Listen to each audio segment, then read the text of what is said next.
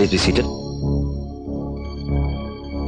दोस्तों, आज हमारे पास इतनी ताकत है कि कोई भी फौज, कोई भी कानून हमसे टकरा नहीं सकता।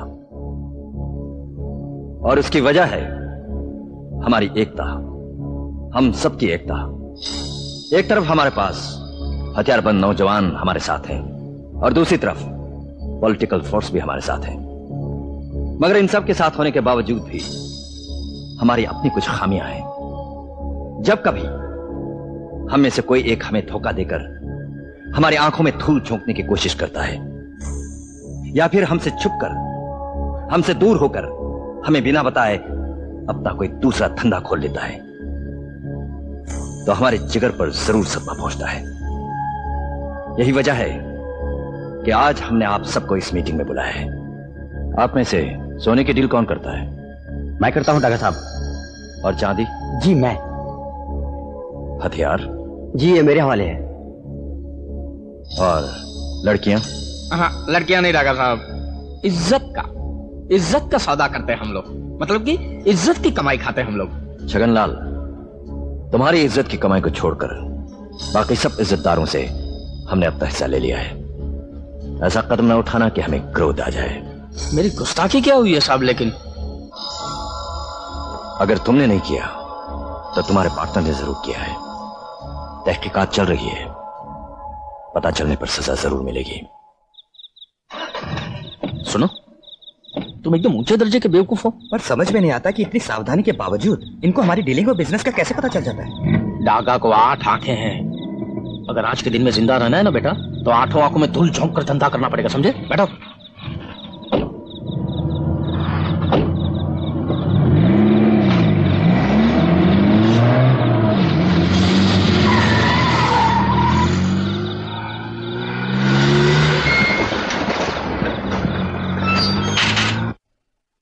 कल रात आप बहुत देरी से आए। हाँ, बहुत जल्द एक रोमांचक खबर का सुराग हाथ लगने वाला है। चंद्रकांत जी, हम लोग बर्बाद हो जाएंगे, हमारी बस्ती तोड़ दी जाएगी, हम लोग सड़क पर आ जाएंगे। चीखो चिल्लाओ मत, बात क्या है बताओ। हमारी बस्ती में तलरेजा एंड कंपनी ने अदालत का नोटिस लगा दिया है। अब वहाँ शांतिनगर टूटकर शॉपिंग सेंटर बनने वाला है। देखो, उन्होंने कानूनी दांवपेच खेला है, यानी ये अदालत की जंग है जो अदालत में लड़ी जाएगी। मगर तुम बेफिक्र रहो, उनके कानूनी दांवपेच के सामने हमारी तरफ से लड़ेगा मेरा बेटा करण। योर ऑनर, शांतिनगर को खाली करवा देना अन्याय है। जिस जगह 40 साल से लोग रहते आ रहे हो, जिस जगह उन्होंने अपनी उम्र को ढलते हुए देखा हो, अपने बच्चों को जवानी की दहलीज पर कदम रखते हुए देखा हो, उनका रिश्ता सिर्फ इंसानों से नहीं बल्कि उन दीवारों से है, उन गलियों से है, वहां के पालतू और आवारा जानवरों तक से है। Please carry on mister Srivastava. Shantinagar को छोड़कर वहां के गरीब कहां जाएंगे? योर ऑनर, यहां पर कोई भी आदमी तमाशबिन नहीं है, सब शांतिनगर के रहने वाले हैं।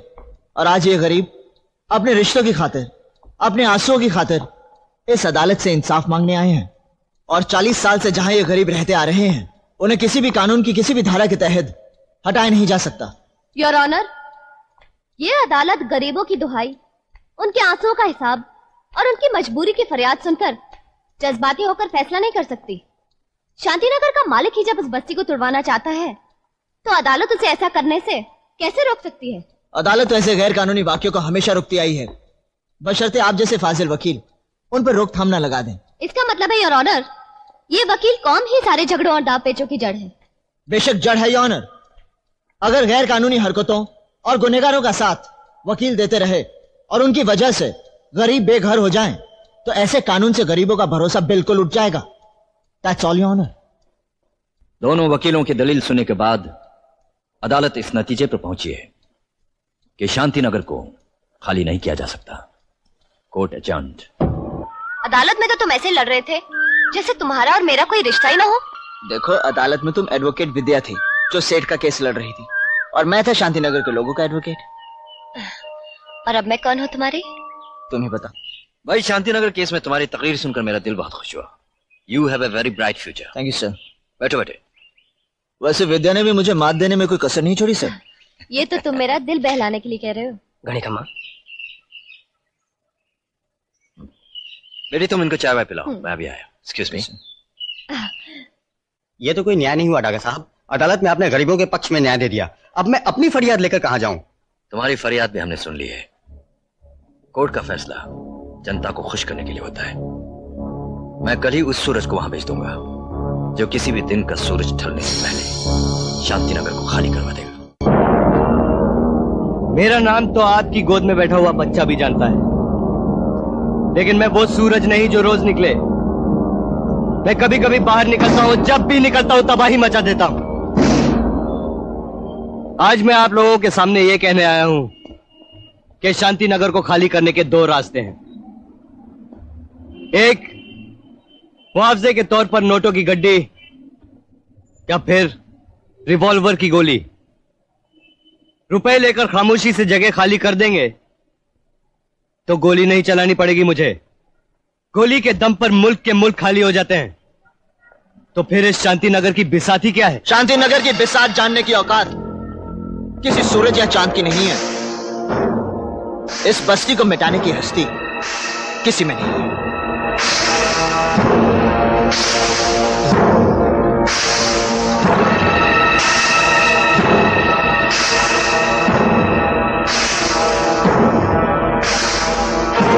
ज्यादा ऊंचा बोलने वाले मुझे पसंद नहीं, इसलिए इतना समझाकर जा रहा हूं कि 14 अगस्त तक की आखिरी तारीख है तुम लोगों के पास। तुम लोग खुद सोचकर फैसला करो कि बस्ती नोट लेकर खाली करोगे या गोली खाकर।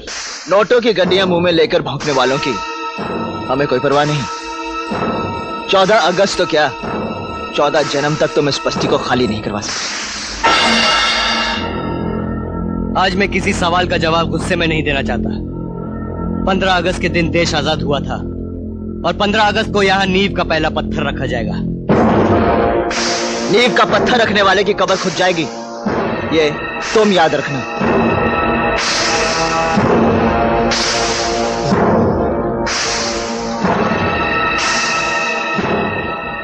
आप फिक्र मत कीजिए श्रीवास्तव साहब, मैं सूरज सिंह की ऐसी झड़ती लूंगा कि फिर वो शांतिनगर में नहीं फटकेगा। शुक्रिया इंस्पेक्टर। आइए। अब आप लोगों को फिक्र करने की कोई जरूरत नहीं। कानून आप लोगों की रक्षा करेगा। सूरज सिंह तो किसी कानून को नहीं मानता, वो जो करता है वही कानून बन जाता है। मैं तो कहता हूँ मुआवजे की रकम लो और अपने बीवी बच्चों के साथ जगह खाली कर दो, इसी में हम लोगों की भलाई है। जगह छोड़ देने से आप लोगों की समस्याएं नहीं हल हो जाती श्रीवास्तव जी। दूसरी जगह कोई दूसरा पेशेवर सूरज सिंह जैसा गुंडा आ जाएगा। इस तरह दुनिया के एक कोने से दूसरे कोने तक भागकर भी आप शांति से नहीं जी सकेंगे।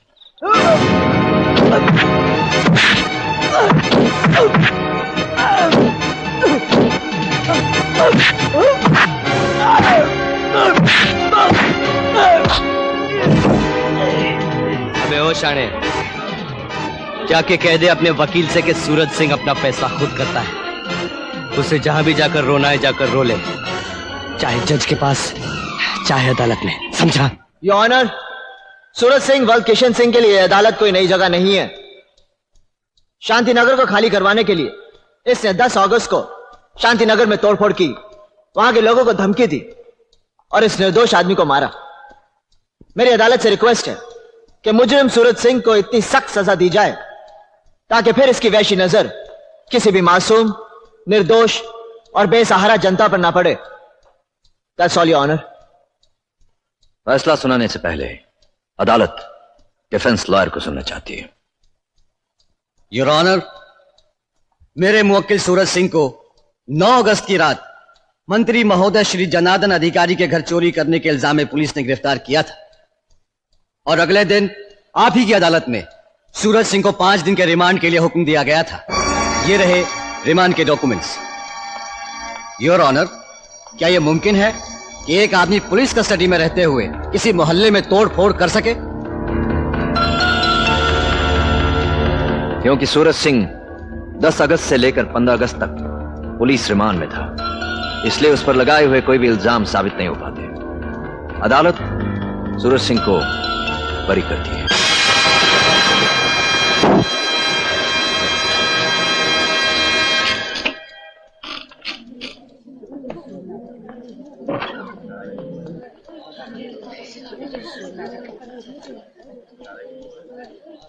वकील साहब,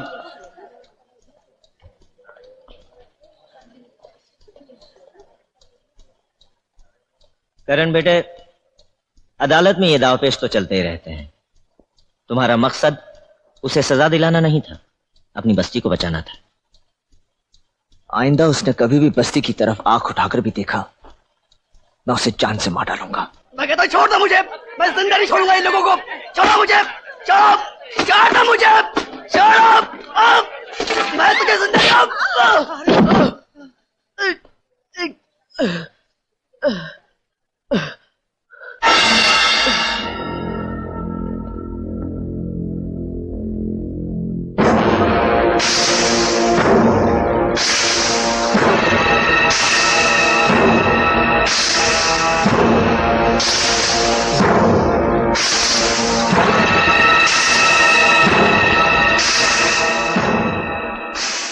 दिमाग की चर्बी के साथ साथ मैं बदन की चर्बी भी निकाल देता हूं। अगर तुम्हारी मां ने तुम्हें जन्मा है तो अब अंदर आके दिखाओ। कचहरी की वर्दी पहनकर हमसे लड़ने आए हो वकील साहब, ताकि बड़ा केस बना सको हमारे ऊपर?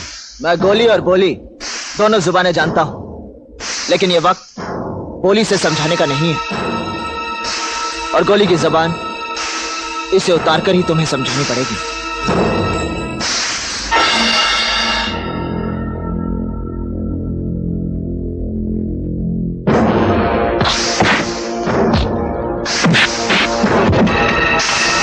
आज तेरे और मेरे बीच कोई नहीं आएगा वकील।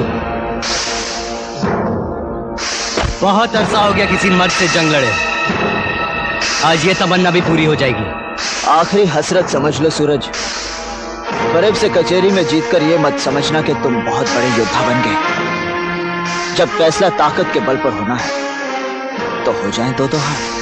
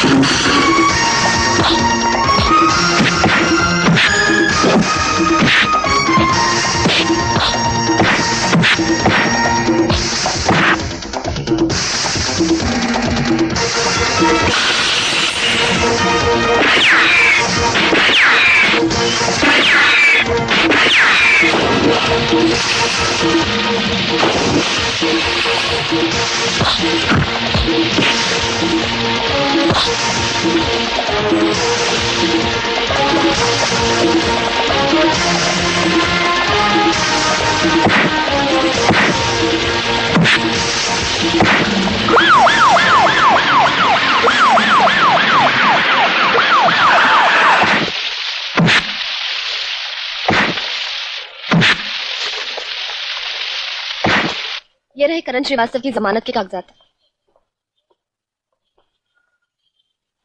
करण, मैं जानती हूँ तुम निर्दोष हो। अगर मैं दोषी होता तो तुम मेरी जमानत देने कभी नहीं आती। नमस्कार। आइए सर, आइए। ये रहे सूरज सिंह के जमानत के कागजात। क्या करते हो राव तुम? रिहा करो उसे। अंकल, आप एक गुनहगार और गुंडे की जमानत दे रहे हैं? बेटी, वो नौजवान है और नौजवानों की रक्षा करना हमारा धर्म है। उसकी रगों में बहता हुआ खून देश की रक्षा के लिए बहना चाहिए, है कि नहीं? उसके पापों और गुनाहों के लिए सजा दिलवाना हमारा काम नहीं है। यदि हमारे कार्य से एक भी नौजवान सही दिशा की ओर बढ़ गया तो समझो हमारे आदर्शों का मान और बढ़ गया। वो कहावत है ना, चल पड़े जिधर भी एक पग, चल पड़े हजारों पग उसी ओर, गड़ गई जिधर भी एक दृष्टि, गड़ गए हजारों दृग उसी ओर। बेटे, पाप से घृणा करो, पापी से नहीं, है कि नहीं? मंत्री जी,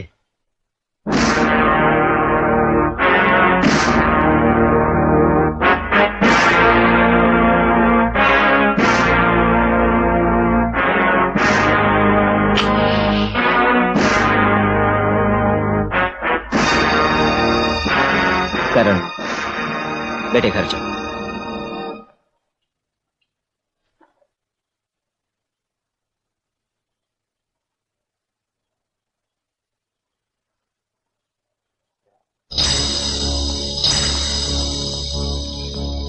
छगनलाल, मेरी हिदायत के बावजूद तुम्हारे पार्टनर ने ऐसे धंधे क्यों शुरू किए जिसका मुनाफा सिर्फ उसकी जेब में जाता है? मैंने आपसे छुपाकर कुछ नहीं किया डागा साहब।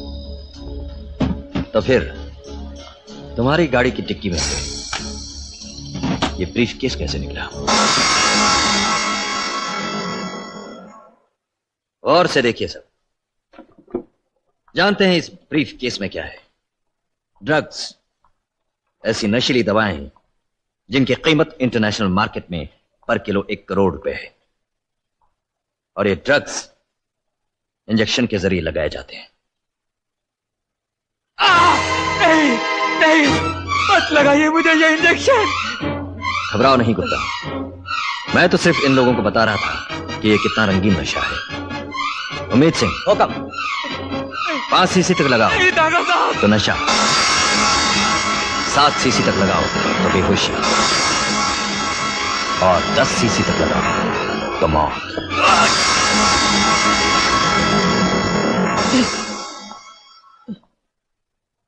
तुम्हारे साथ क्या सलूक किया जाए छगनलाल? माफ कर दीजिए डागा साहब, दोबारा मुझसे ऐसी गलती कभी नहीं होगी। अब तुम्हारे जीने का सिर्फ एक ही रास्ता है। अब रास्ता दिखाइए डागा साहब, चलना मेरा काम है। अपना काला मुंह लेकर किसी ऐसी जगह चले जाओ जिस जगह की खबर हमारे कानों तक न पहुंचे। वहां लड़कियों की तलाशी करो, उनके टुकड़ों पर भलो। ठीक है डागा साहब, मैं आज ही चला जाता हूँ। आज के बाद मैं आपको अपना मुंह नहीं दिखाऊंगा। घणी खम्मा, घणो फायदा छे ई नशे के धंधे में, और हुक्म आपसे बढ़कर यो काम कौन कर सके, यो को करम। काका साहब, ड्रग्स के धंधे में उसकी खपत की सबसे बड़ी अहमियत होती है और उसकी सप्लाई छोटी छोटी बस्तियों में हो सकती है। और बस्तियों के बादशाह को मैं अच्छी तरह जानता हूं मिस्टर तलरेजा। ये मामूली डील नहीं है सूरज। इतने पैसे हाथ आ जाएंगे कि जिंदगी भर ना तुम्हें काम करने की जरूरत पड़ेगी, ना ही गुनाह के रास्ते पर चलने की। इत्मीनान से घर बैठकर अय्याशी की जिंदगी बसर करोगे तुम।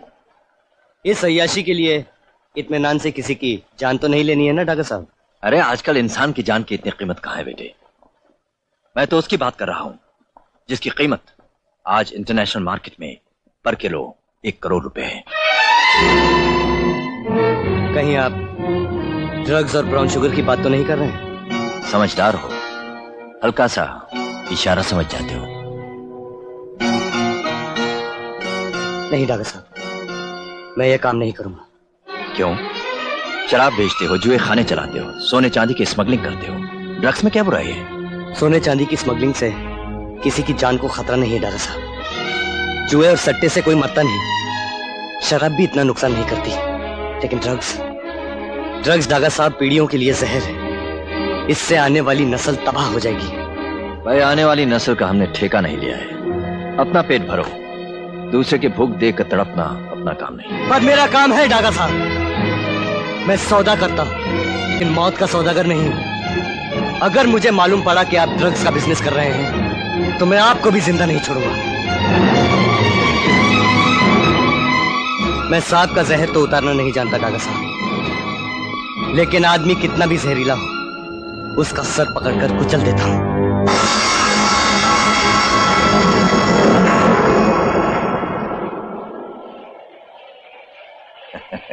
सूरज, गुस्सा कमजोरों की निशानी है। ये तो सिर्फ एक प्रपोजल था जो हमें पसंद आ गया और हमने तुम्हारे सामने रख दिया। अब अगर ये तुम्हें पसंद नहीं तो हम तुम्हें वादा करते हैं इसमें हम भी हाथ नहीं लगाएंगे। मगर एक बात याद रहे, हमारी नजर में तुम्हारी अहमियत पैसों से कहीं ज्यादा है सूरज। अच्छा, हम चलते हैं। सूरज, बात क्या है दोस्त? कोई बात नहीं। नहीं, कोई बात तो है जो तुम दागा सेठ के ऊपर इतना आग बबूला हुए। मैं मानता हूं कि ड्रग्स आने वाली नस्लों की बर्बादी की वजह है, लेकिन सूरज, इस ड्रग डील से तुझे इतनी नफरत क्यों है? मेरी बर्बादी इस नफरत की वजह है बुलू, वरना मैं भी प्यार की राह पर चलने वाला एक मुसाफिर था जो हर प्रेमी की तरह अपने प्यार की राह पर चलता जा रहा था।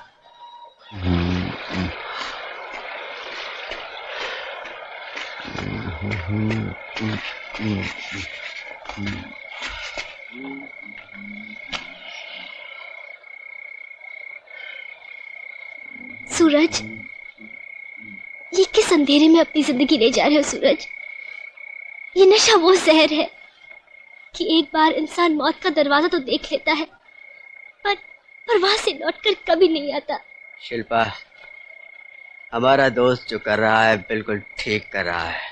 तुम नहीं जानती हमारी दोस्ती कितनी गहरी है। तुम कितने गहरे दोस्त हो ये मैं बहुत अच्छी तरह जानती हूँ। सूरज को इस बर्बादी के रास्ते पर तुम जैसे गंदी नाली के कीड़े ही ले गए, और आज के बाद अगर तुम तीनों सूरज के पास भी दिखाई दिए तो जूतों से मारूंगी तुम तीनों को। चलो नाली के कीड़ों, आज इस गंगा की धूली पर इतना रेंगो कि मजे के मारे दम निकल जाए।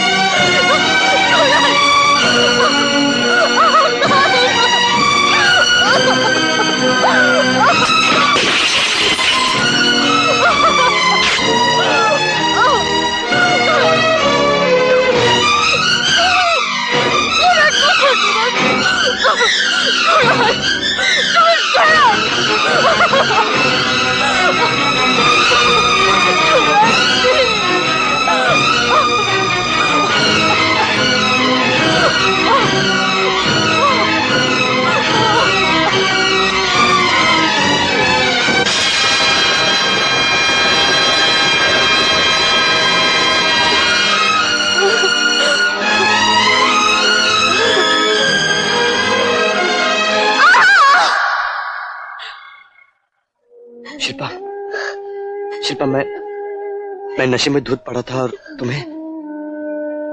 सूरज, छोड़ दो उस नशे की आदत को। जो मेरे साथ हुआ, अगर कल जाकर तुम्हारी छोटी बहन भारती के साथ हो तो कौन करेगा इसकी रक्षा?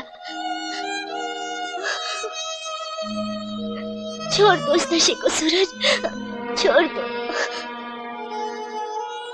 मैं तुम्हारे प्यार की सौगंध खाता हूँ कि आज और अभी से मेरा नशे से कोई वास्ता नहीं। सूरज, मुझे एक वचन और दो कि तुम इन नशे के व्यापारियों के खिलाफ जंग लड़ोगे। जिस दिन तुम उन्हें जड़ से खत्म करोगे, उस दिन मेरी आत्मा को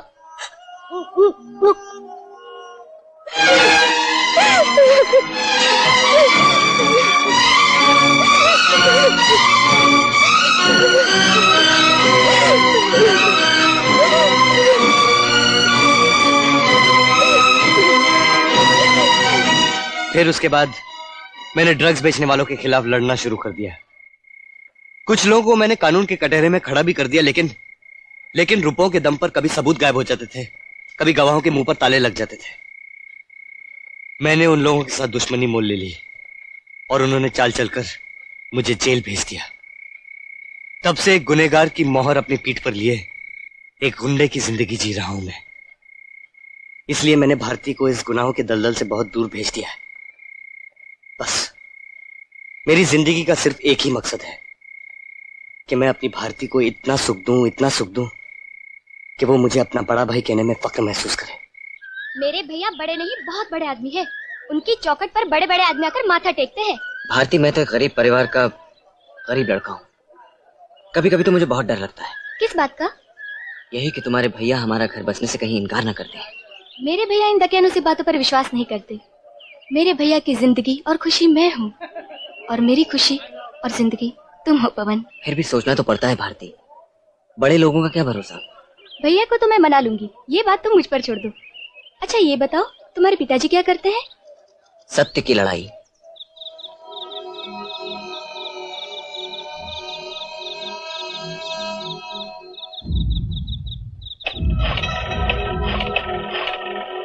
हाँ तो साहब, खालिस विदेशी माल आ रहे हो है, फॉरेन रिटर्न।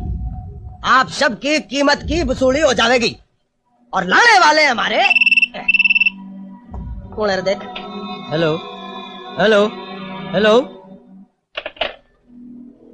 चोखो माल, शुद्ध ड्रग, कोई ऐसी वैसी चीज नहीं है। और लाने वाला भी कोई एरा गेरा नहीं है, वो है हमारे। Hello hello, speak up man.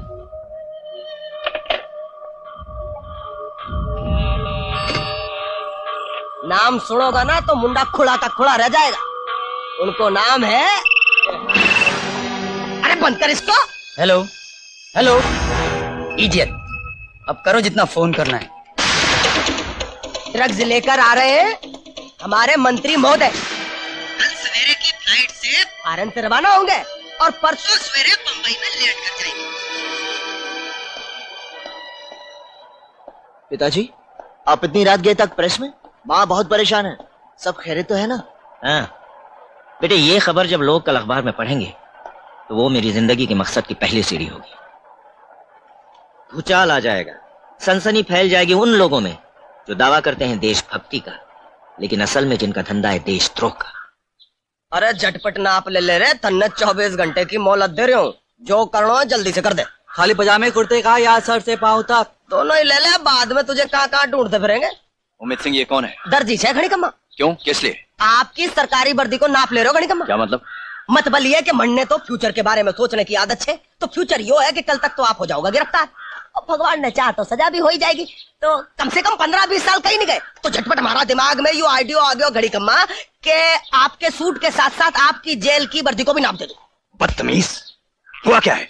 अभी तो कुछ नहीं होया, पर कल मंत्री जी की गिरफ्तारी के बाद बहुत कुछ हो जाएगा। देखो,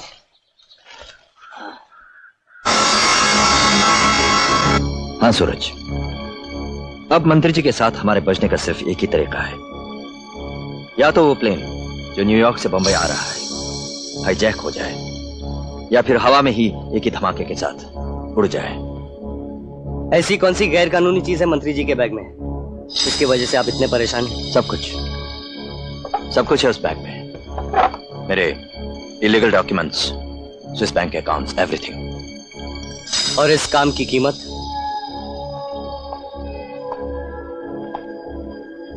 एक ऐसी रकम जो तुमने आज तक सिर्फ सुनी होगी। अब हमारी आखिरी उम्मीद सिर्फ तुम पर है सूरज। ठीक है, तो फिर मैं आपको ना उम्मीद नहीं करूंगा।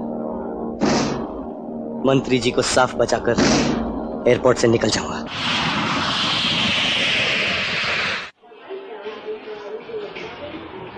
कमिश्नर साहब, वो देखिए मंत्री जी आ रहे हैं।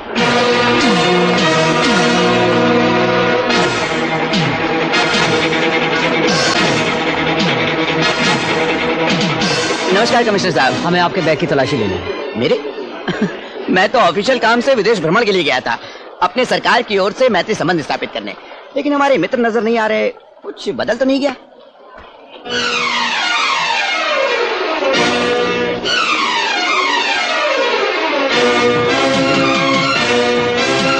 से तलाशी लीजिए। देख लीजिए। साहब, मैं जब देश का भ्रमण करके लौटता हूँ तो आप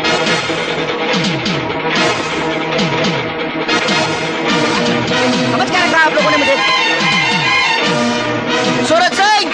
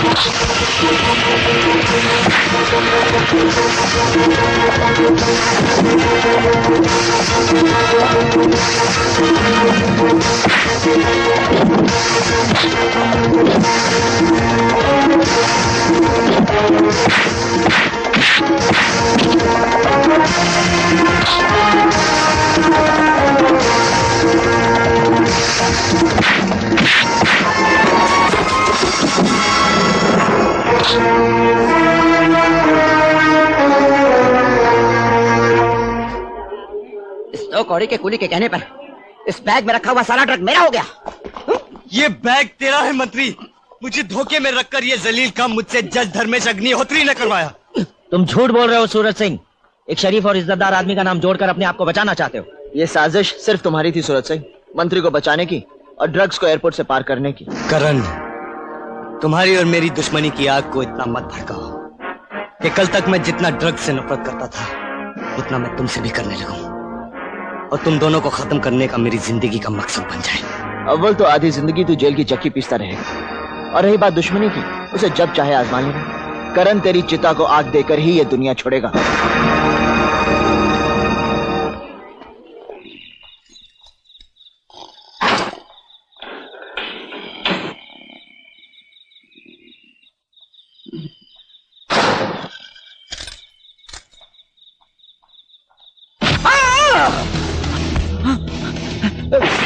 तुमको किसके हुक्म से यहाँ लाया गया है? दूसरे बिल में जाओ। क्यों?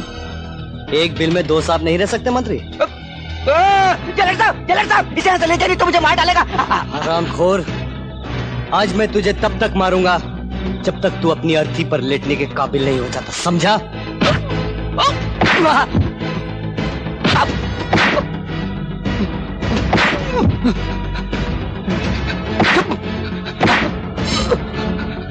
जलर साहब,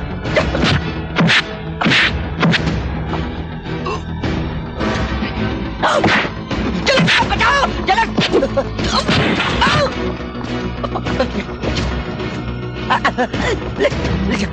ले जा।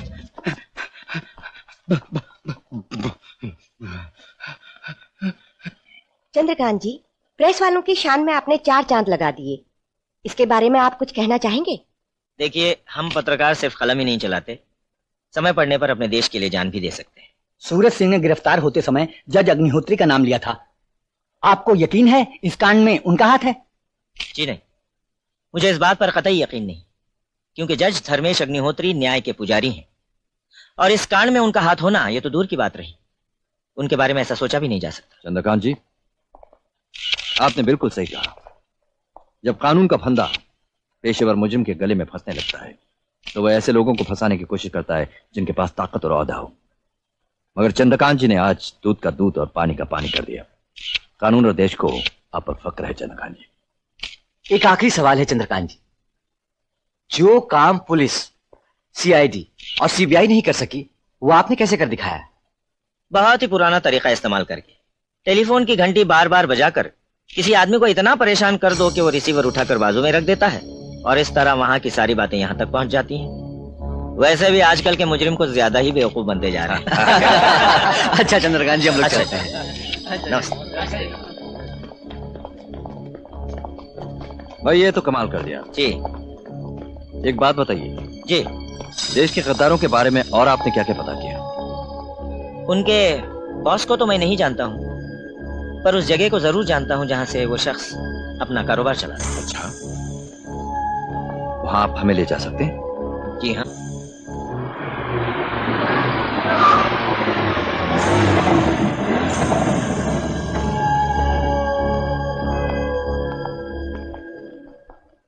आइए। ये सब यही वो जगह है। और शायद यही वो टेलीफोन है। चंद्रकांत जी, इस मकान के बारे में आप काफी कुछ जानते हैं। मकान के मालिक को भी अच्छी तरह जानता हूँ। जी हाँ, और मैं आपसे वादा करता हूँ अभी इसी वक्त मैं आपको उनसे मिलाऊंगा। आइए, ये जो सामने लाल पर्दा दिखाई दे रहा है ना आपको, उसके पीछे इस मकान के मालिक की तस्वीर है। चाहिए देख लीजिए।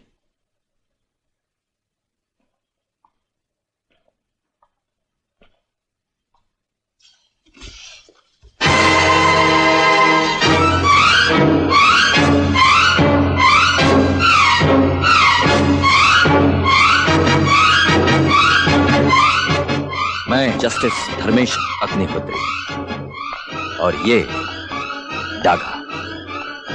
सफेद कॉलर वाले मुझे धर्म का अवतार समझते हैं और काले धंधे वाले इसे अपना बादशाह समझते हैं। और ये दोनों नाम एक ही खोटे सिक्के के दो पहलू हैं। सही पहचाना आपने, मगर एक तीसरा पहलू भी है जो आपने देखा नहीं है और मैं चाहता हूं कि आज आप उसे पूरी तरह देख लें। आइए।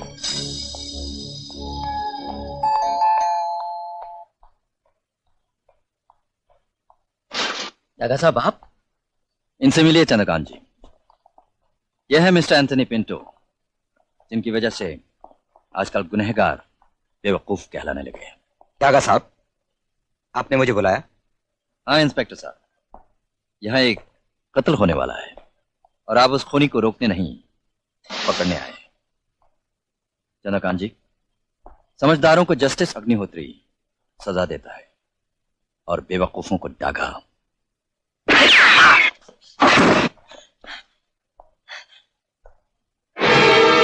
तुम्हारी इतनी हिम्मत, एक पुलिस ऑफिसर की मौजूदगी में तुमने एक आदमी का कत्ल कर दिया। मेरी मौजूदगी में मिस्टर एंथनी के साथ आपकी झड़प हुई और आपने उसे इस रिवॉल्वर से उड़ा दिया। क्या बकवास कर रहे हो तुम? Shut up! और गलती से अगर तुम्हारी जुबान खुल गई तो तुम्हें सिर्फ दो लाशों की खबर मिलेगी, एक तुम्हारी बीवी की और दूसरी तुम्हारे बेटे की। गुड बाय चंद्रकांत जी।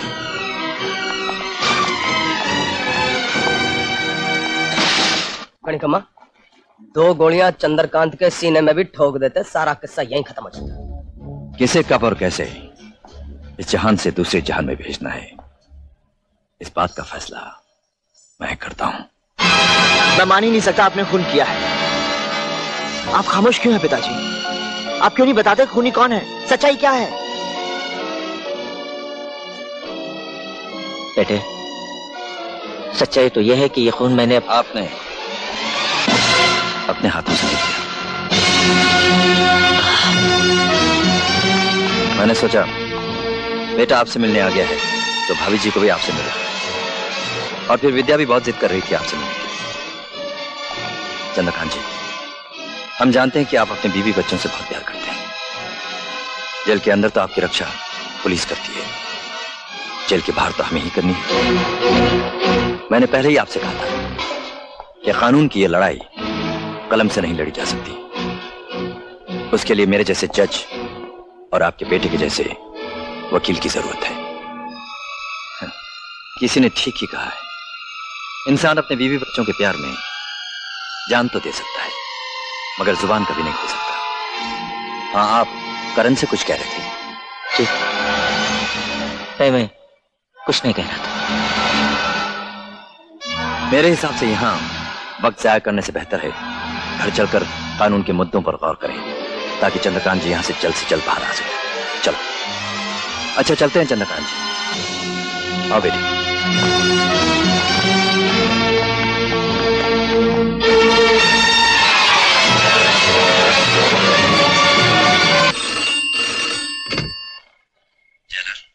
जी डांगा साहब। तुम्हारी जेल में जो बेगुनाह कैदी बंद है। जी, आप जर्नलिस्ट चंद्रकांत की बात कर रहे हैं? हाँ हाँ, उसी की बात कर रहा हूँ। तुम और नेता मिलकर देश के लिए कुछ ऐसा काम करो कि उसका नाम शहीदों में आ जाए। पुलिस से टक्कर है?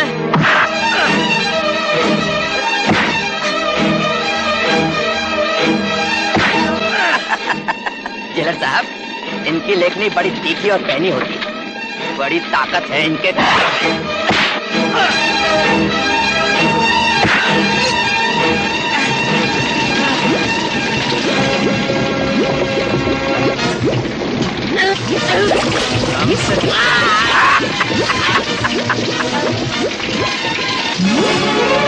अब पता चलेगा ऐसे हमसे टक्कर लेने का मजा।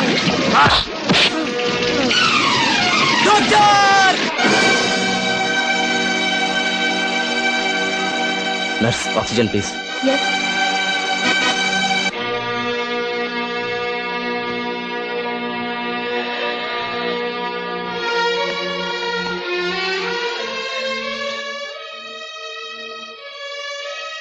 पिताजी,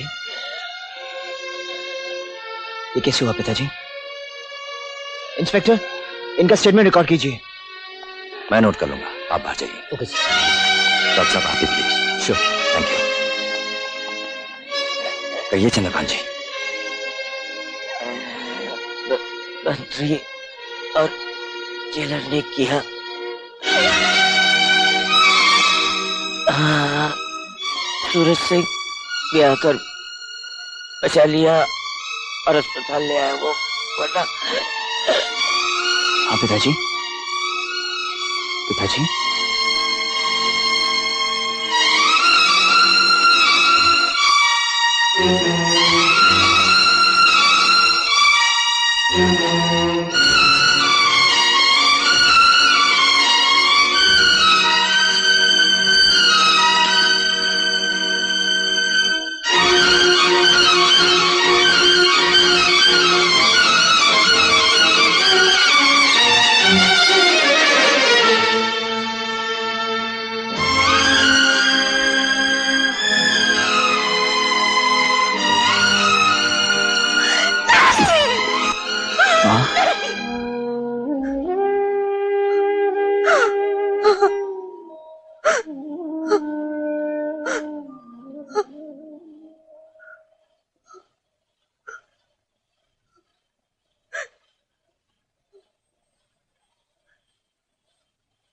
विश्वास रखो बेटा, कानून खूनियों को जरूर सजा देगा। उन खूनियों को कोई नहीं बचा सकता। सूरज सिंह पिताजी के खून का चश्मदीद गवाह है। उसकी गवाही उन दोनों खूनियों को फांसी के तख्ते तक पहुंचा देगी। सूरज अदालत में झूठी गवाही कभी नहीं देगा डागा साहब। मैं अपने दोस्त को जानता हूं, दुनिया की कोई ताकत उसे झूठ नहीं बुलवा सकती। पर खुरदार, पूरब से उगने वाले सूरज की भी कोई कमजोरी अगर डागा के हाथ में लग जाए तो वो उसे पश्चिम से उगने पर मजबूर कर दे। और इत्तेफाकन तुम्हारे सूरज की जो रोशनी है वो हमारे हाथों लग गई है। ये देखो। भारती,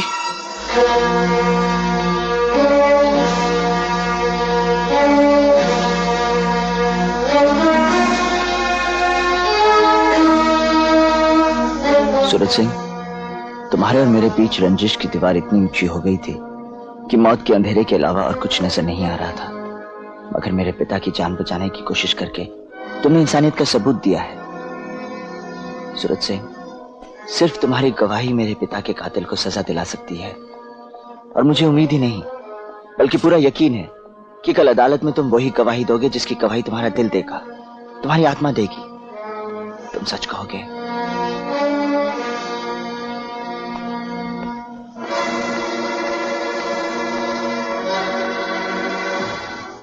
योर ऑनर, श्री चंद्रकांत श्रीवास्तव की हत्या इस मंत्री और जेलर राणा प्रताप के हाथों हुई है। मेरी अदालत से दरख्वास्त है कि इन दोनों को सख्त से सख्त सजा दी जाए। Objection your honour. मेरे मुवक्किलों पर जो इल्जाम मेरे फाजिल दोस्त ने लगाया है वो बेबुनियाद है। उसे साबित करने के लिए मैं डॉक्टर टंडन को अदालत में बुलाने की इजाजत चाहूंगा। इजाजत है। डॉक्टर टंडन, क्या आपने श्री चंद्रकांत श्रीवास्तव की लाश का पोस्टमार्टम किया था? जी हाँ। क्या आप अदालत को श्री चंद्रकांत श्रीवास्तव की मौत की वजह बताएंगे? श्री चंद्रकांत श्रीवास्तव की मौत जहर खाने की वजह से हुई। Objection your honour. डॉक्टर साहब का बयान सरासर गलत और झूठा है। चंद्रकांत श्रीवास्तव की मौत जहर से नहीं बल्कि बेरहमी से पीटे जाने की वजह से हुई। Your honour, mister Karan Srivastava किस बुनियाद पर डॉक्टर की पोस्टमार्टम की रिपोर्ट को चैलेंज कर रहे हैं?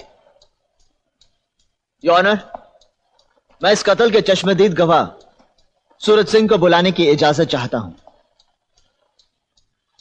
चश्मदीद गवाह सूरज सिंह को अदालत में पेश किया जाए।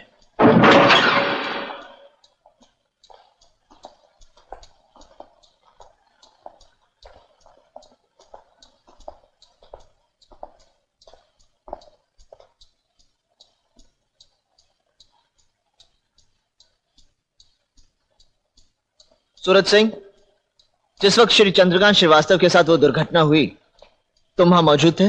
जी हाँ, मैं वहीं मौजूद था। क्या यह सच है कि श्री चंद्रकांत श्रीवास्तव को इन दोनों ने अपने शिकंजे में ले रखा था? जी हाँ, यह सच है। और इनके बीच हाथापाई हो रही थी? हाँ। इसका मतलब श्री चंद्रकांत श्रीवास्तव का खून इन दोनों ने किया। वकील साहब, जिस वक्त जेलर और मंत्री जी चंद्रकांत जी पर हावी थे, अचानक मैं वहां पहुंचा और मैंने देखा चंद्रकांत जी जख्मी हाल में पड़े थे और उनके हाथ से जहर की शीशी छीनकर मंत्री जी ने दूर फेंक दी। सूरज सिंह! जज साहब, दरअसल श्री चंद्रकांत श्रीवास्तव आत्महत्या करने की कोशिश कर रहे थे और जेलर साहब और मंत्री जी ने उनकी जान बचाने की कोशिश की। तुम झूठ बोल रहे हो सूरज सिंह, झूठ बोल रहे हो। तुम बिक गए हो। जज साहब, ये झूठ बोल रहा है, झूठ बोल रहा है। Mister Karan Srivastava, it's court room, please behave yourself. Your honour, ये जहर की शीशी, आत्महत्या करने की कोशिश, ये सब झूठ है योर ऑनर। जबकि उस वक्त आप भी वहां मौजूद थे जब दम तोड़ने से पहले मेरे पिता ने उन हथियारों का नाम बताया था। वो डाइंग स्टेटमेंट से बड़ा दूसरा कोई और सबूत नहीं है योर ऑनर, जिसके गवाह आप खुद हैं। मेरे वहां होने या ना होने से कोई फर्क नहीं पड़ता मिस्टर करण श्रीवास्तव, क्योंकि अदालत सिर्फ सुनी हुई स्टेटमेंट को सबूत नहीं मानती। कानून सिर्फ उन सबूतों को मानता है जिनके पीछे ठोस गवाही हो। डाइंग स्टेटमेंट गलत भी हो सकता है और झूठा भी।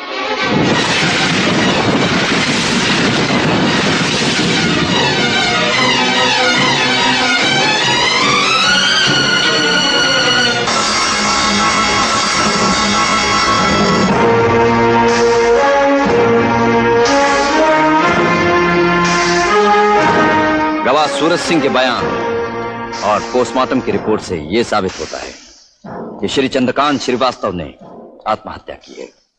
Case dismissed, court अजर्न्ड।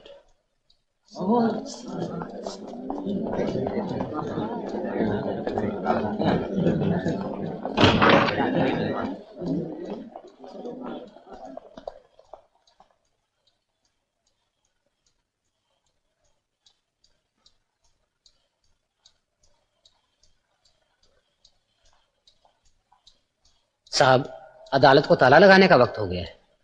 हाँ, जहां अन्याय का जन्म होता हो ऐसी अदालतों को तो ताले लगा देने चाहिए।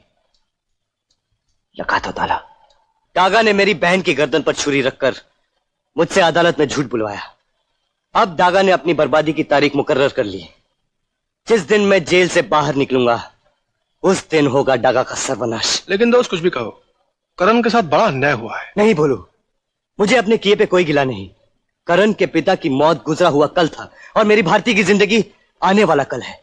और फिर उस दिन अगर एयरपोर्ट पर करण ने मुझे एक मौका दिया होता तो आज मेरी जगह पर धर्मेश अग्निहोत्री इन सलाखों के पीछे खड़ा हुआ होता। जो कुछ भी हुआ उसका जिम्मेदार सिर्फ करण है।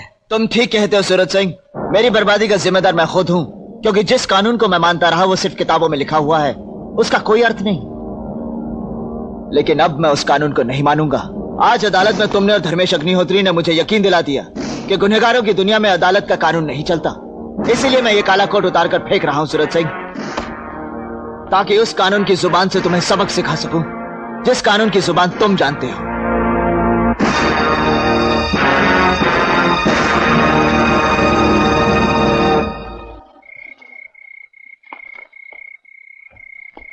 जस्टिस धर्मेश अग्निहोत्री। करण, इतनी रात गए तुम यहां क्या कर रहे हो?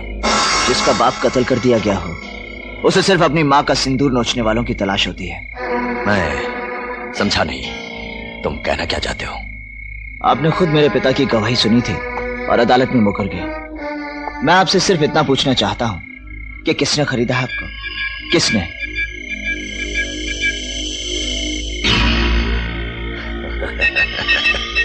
गवाहों के बिना पर अदालत में मैंने फैसला तुम्हारे खिलाफ दे दिया, तो तुम समझ बैठे कि मैं भी मंत्री के साथ मिला हूं। एक बात तुम भूल रहे हो करण, कानून कभी खरीदा नहीं जा सकता। किस कानून की बात कर रहे हैं आप? उस कानून की जिसे चौराहे पर लाकर रंडी बना दिया आप जैसे पेशावर भड़वों ने। बदतमीज! शराब! बताओ अदालत में तुमने झूठ क्यों बोला? बताओ क्या बदतमीजी! बताओ नहीं तो मैं तुझे मार दूंगा। बताओ कातिल कौन है? बताओ। तुमने मेरे डैडी पे हाथ उठाया। विद्या, तुम नहीं जानती तुम्हारा बाप कितना कमीना है। चुप रहो और निकल जाओ इस घर से। आज से तुम्हारा मेरा कोई रिश्ता नहीं। ठीक है विद्या, लेकिन एक रिश्ता जरूर रहेगा, और वो ये कि तुम्हारे बाप का कत्ल मेरे हाथों हुआ। अरे छोड़ो मुझे। जस्टिस धर्मेश अग्निहोत्री, तुमने तो मुझे बताया नहीं, लेकिन जेल में मंत्री और जेलर मुझे जरूर बता देंगे कि तुम्हें किसने खरीदा है।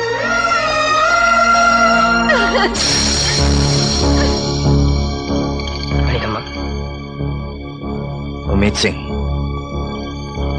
इसे जेल जाने से रोकना होगा।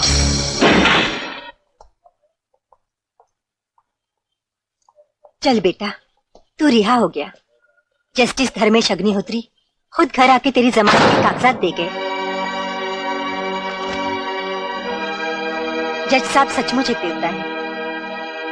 तुम मां हो ना, ममता देवता और राक्षस का फर्क नहीं समझती। पिताजी की खूनी जेल में है, और जब तक मैं जेल नहीं जाऊंगा पिताजी की मौत का बदला नहीं ले सकता।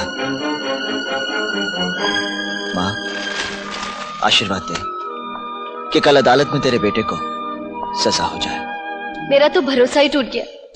जिस शख्स से मैंने प्यार किया उसने मेरे डैडी पर हाथ उठाया। मिस्टर करण श्रीवास्तव, क्योंकि आप अपने केस की खुद पैरवी कर रहे हैं, क्या आप गवाह से कुछ सवाल पूछना चाहेंगे? No question your honour. आप जा सकती हैं। यह केस निहायत ही साफ और सुथरा है योर ऑनर, और इसमें किसी सवाल और जवाब की गुंजाइश भी नहीं है। मैं जस्टिस धर्मेश अग्निहोत्री को, जो कि इस हादसे के आखिरी गवाह और शिकार भी हैं, विटनेस बॉक्स में बुलाने की इजाजत चाहता हूं। इजाजत है। Thank you your honour. Your honour, इस केस के मुताल्लिक सवाल पूछे जाने से पहले मैं आपसे दरख्वास्त करूंगा कि मैं अदालत में कुछ बोल सकूं। इजाजत है। मैं जानता हूं कि इस केस में मुल्जिम करण श्रीवास्तव को 100% सजा हो जाएगी। मैं ये भी जानता हूं कि सजा याफ्ता होने के बाद इस बेचारे की वकालत करने की लाइसेंस छिन जाएगी, जो मैं हरगिज हरगिज नहीं चाहता। योर ऑनर, करण श्रीवास्तव के उज्जवल भविष्य को ध्यान में रखते हुए मैं ये केस वापस लेता हूं। योर ऑनर, केस वापस लेके जज साहब ने अपना मकसद तो बयान कर दिया, पर उस हादसे के पीछे मेरे मकसद को समझने की कोशिश नहीं की। अगर अदालत इजाजत दे तो मैं कानून के सामने अपने मकसद का इजहार करूं। इजाजत है। जज साहब, आप अपना केस तो वापस ले ही रहे हैं, तो एक बात सच बताने में क्या हर्ज है? मैं आपके घर रात 11 बजे आया था। सही है। तोड़फोड़ की, कानून को मैंने गालियां दी और आपको ऊंच नीच कहा। बिल्कुल सही है।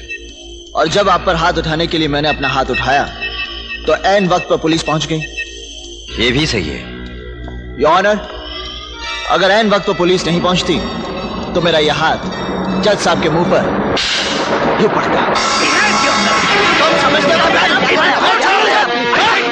Order, order. Mister Karan Srivastava को कानून अपने हाथों में लेने और बाइज्जत जज पर हाथ उठाने के जुर्म में यह अदालत 6 महीने कैद बामुशक्कत की सजा देती है। Justice Dharmesh Agnihotri, thank you.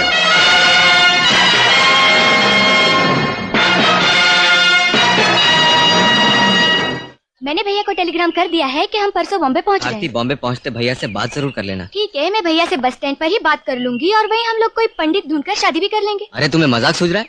अगर तुम्हारे भैया ने शादी के लिए इनकार कर दिया तो? नहीं, मेरे भैया मना नहीं करेंगे। तुम अपने घर वालों से पूछो।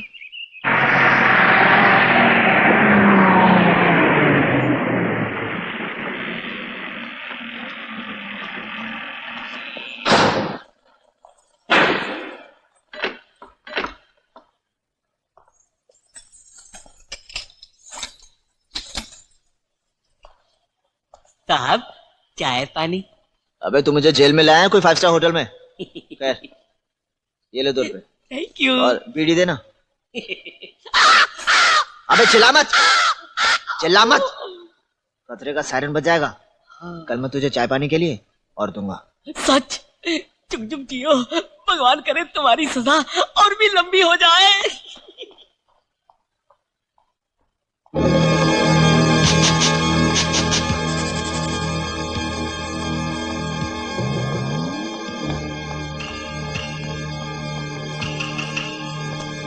तुम्हारे रहते जेल में बासमती चावल का भोजन है?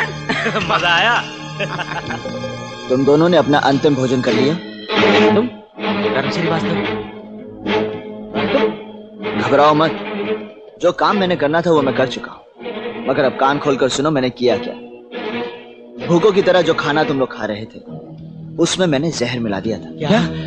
हाँ, ताकि जब तुम दोनों की लाशों का पोस्टमार्टम हो तो डॉक्टर की रिपोर्ट भी यही कहे कि तुम दोनों का खून नहीं बल्कि तुम दोनों ने आत्महत्या की है। तुम झूठ कह रहे हो। खाने में कोई जहर नहीं था, कोई जहर नहीं था। ठीक है, 2 मिनट में जहर का असर शुरू हो जाएगा, फिर देखते हैं। ये झूठ बोल रहा है। नहीं नहीं, मुझे लग रहा है सच बोल रहा है वो। बिल्कुल सच बोल रहा हूँ। और एक बात और बता दूं, ये जहर काटने की दवा भी मेरे पास है। बेटे बेटे मुझे बचा लो, बेटे मुझे बचा लो। मैं कोर्ट में बयान देने के लिए तैयार हूँ। तुम्हारे पिताजी का कत्ल इस चलन ने किया था। मैं। ठीक है तुम लोग। साले मंत्री झूठ बोलता है। मैं कोर्ट में बयान देने के लिए राजी हूँ कि तुम्हारे बाप का खून इस मंत्री ने किया है। ठीक है। अरे झगड़ो मत, झगड़ो मत।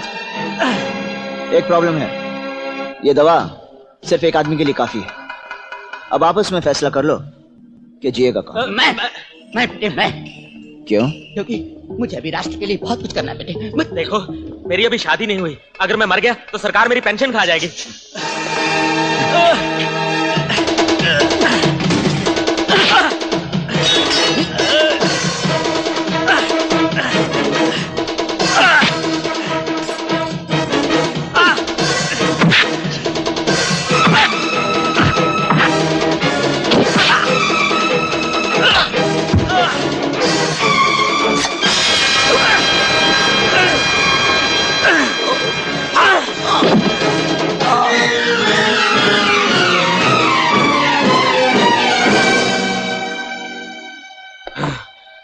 जेलर, मंत्री की तूने हत्या कर दी और खुद आत्महत्या। करण, मुझे मरने से बचा लो। मैं अदालत में उस आदमी के खिलाफ गवाही देने के लिए तैयार हूं जिसने हमसे तुम्हारे बाप की हत्या करवाई। कौन है वो? बता कौन है वो? जस्टिस धर्मेश अग्निहोत्री।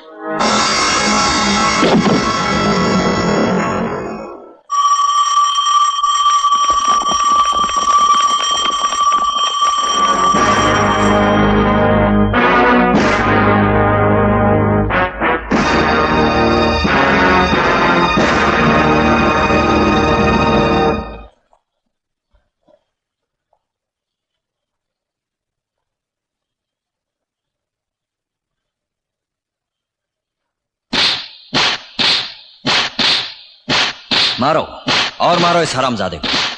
इतना मारो कि ये कबूल कर ले कि जेलर और मंत्री की हत्या इसी ने की है। जज, अपने कानून के भरोसे कह दे कि मुझे जान से मार दे। कहीं मैं बच गया तो तेरी मौत पक्की। सपने देखना बंद करो करण श्रीवास्तव, क्योंकि मैं तुम्हें वहां भेजने वाला हूं जहां मैंने तुम्हारे बाप को भेजा है।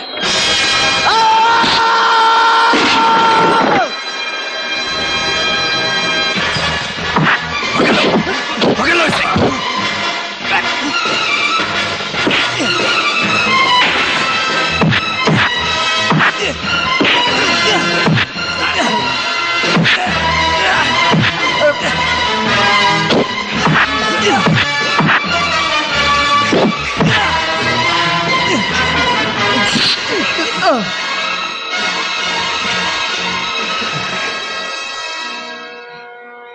धर्मेश अग्निहोत्री, जंग का आगाज तूने देख लिया। समझदार हो, अंजाम भी समझ जाओ। Shut up! चिल्लाओ मत। Court's adjourned, adjourned, adjourned, adjourned, adjourned, adjourned, adjourned.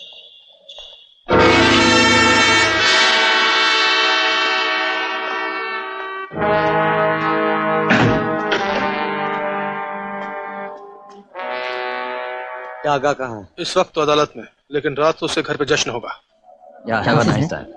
बस ये सब आप ही के हाथ में है। Hello commissioner. Hello Agnihotri ji, कैसे हैं? Fine, thank you. ये मेरी बेटी विद्या और ये बॉम्बे के पुलिस कमिश्नर मिस्टर मल्होत्रा। और मेरा नाम सूरज सिंह। मुझे यहाँ देखकर हैरान हो गए ना, जस्टिस धर्मेश अग्निहोत्री। फौरन यहाँ से चले जाओ सूरज, वरना पुलिस को बुलवा कर मैं तुम्हारी गिरफ्तारी करवा दूंगा, समझे? पुलिस को बुलाने की कोई जरूरत नहीं। पुलिस मैं खुद अपने साथ लेके आया, और आज वो मुझे नहीं तुम्हें गिरफ्तार करने आई। बोलो।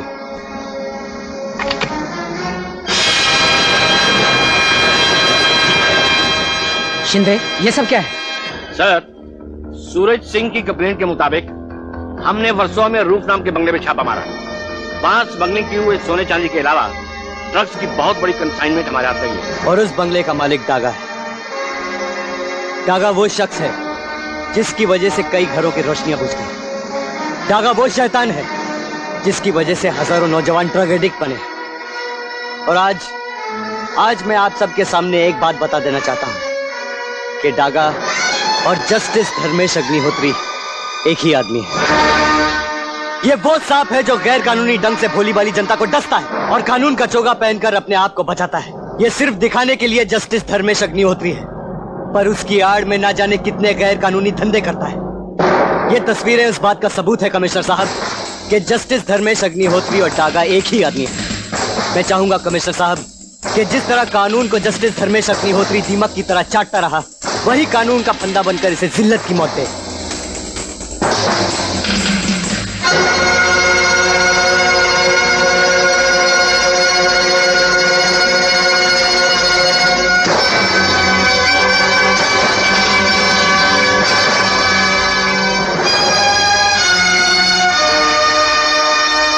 Arrest him. Yes sir. क्या हुआ लाइट को? क्या हुआ? घड़ी खम्मा? कोई आप भी हिलने न पाए। कहाँ गायब हो गया घड़ी खम्मा? ओ घड़ी खम्मा! घड़ी खम्मा! मैंने घड़ी खम्मा को बहुत मना किया, बहुत मना किया कि यार ये काले धंधे की कमाई मत करो, ये टुच्चापन बंद कर दो। लेकिन माने ही नहीं मेरी बात, पहले ही मान लेते तो ऐसा दिन देखने को तो नहीं मिलता। देखो जी, देखो आप, ये स्मगलिंग की कमाई देखो, ये देखो, और ये देखो चरस गांजे की कमाई, समझे आप? और ये सारे काले धंधों की कमाई देखो आप। अगर मुझे सचमुच पहले मालूम होता ना कि ये सरकार की तिजोरी पर ढक्का डाल रहे हैं, तो भगवान की कसम घड़ी खम्मा को कभी मुंह नहीं लगाता मैं। अरे भूखा मर जाता, लेकिन इनका नमक नहीं खाता मैं कभी भी। कमाई काले धंधे की, और मैं इन सब चीजों में रखा गया है सारा जिंदगी के अंदर। अरे साफ कहना और सुखी रहना यार, पेट भरने के लिए 100 जूते खा लूंगा, मगर इस घर की पाप की कमाई मैं नहीं खाऊंगा। मैं चला, नमस्ते। उम्मीद सिंह, जेब दिखाओ।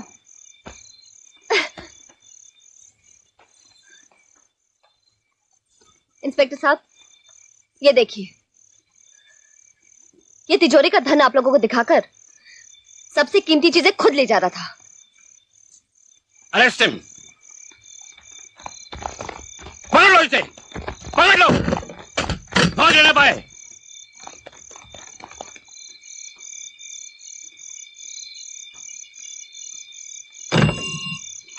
घड़ी खम्मा, जो हरामजादे मुझसे बिजनेस करने को अपनी शान समझते थे, आज मुझसे बात करने को तैयार नहीं है। जिन लोगों ने मुझसे लाखों रुपए कमाए हैं, वो मुझे फूटी कौड़ी तक देने को तैयार नहीं है। घड़ी खम्मा, मैं छुपकर शहर का हर कोना देख कर आया हूँ। हर चौराहे पे पुलिस ने कड़ी नाकेबंदी कर रखी है। जेब में जो 2-4 कौड़ियां बची हैं, उन्हीं को लेकर इस शहर से भाग कर कहीं चले चलो। ठीक कह रहे तुम, चलो। हाँ। भारती बहन की बस को बहुत टाइम लग गया, लगता है रास्ते में खराब हो गई होगी। वो आ गई भारती की बस। हाँ।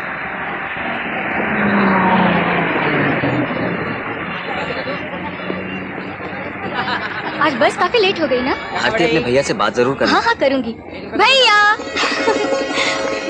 ओ भैया। बस जाने का टाइम हो गया। कैसी है? अच्छी हूँ। बोलो भैया, आप कैसे हैं? ठीक हूँ भारती। अरे भारती, तुम्हारी ये बस लेट क्यों हो गई? रास्ते में खराब हो गई थी। भारती। हाँ? मैं चलता हूँ। नहीं, मैं ले लूँ। लेकिन तुम्हारे घर वाले? शायद कहीं फंस गए हों। कोई बात नहीं, मैं चला जाऊंगा। Okay bye. बाय। ये लड़का कौन है? भैया ये पवन है, मेरे साथ कॉलेज में पढ़ता है। बम्बई में और कौन है इसका? भैया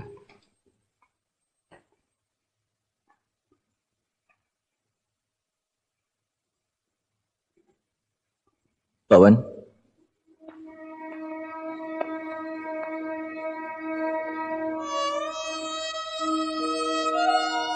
कैसा है तू? भैया, पिताजी की मौत हुई।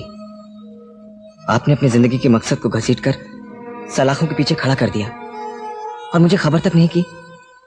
ऐसा आपने क्यों किया भैया? पवन, तेरी पढ़ाई, तेरी तरक्की पिताजी का सपना था। सारी खबरें सुन के तो अपना इम्तिहान नहीं दे पाता, तेरा साल बर्बाद हो जाता। जिंदगी के इम्तिहान में ऐसे मौके भी आते हैं जब इंसान को सच्चाई छुपानी पड़ती है। और अब मैं आपको इस इम्तिहान को अकेले नहीं देने दूंगा। भाई, मैं भी आपके साथ हूँ। हम दो नहीं, 200 हैं। नहीं पवन, जिस आग में मैं कूदा हूं उच्चता से दूर नहीं। मैं नहीं चाहता कि तू भी इस आग में पड़े। ये जंग मुझे ही लड़नी होगी। भैया, उन लोगों को कभी माफ नहीं करेंगे जिन्होंने पिताजी की हत्या करवाई। और वो लोग क्या कुछ कम है जिनकी खातिर तुम्हारे भैया को कानून का काला कोट छोड़कर कालकोठरी का मुंह देखना पड़ा? हाँ, वो तो तुम ठीक कह रही हो भारती।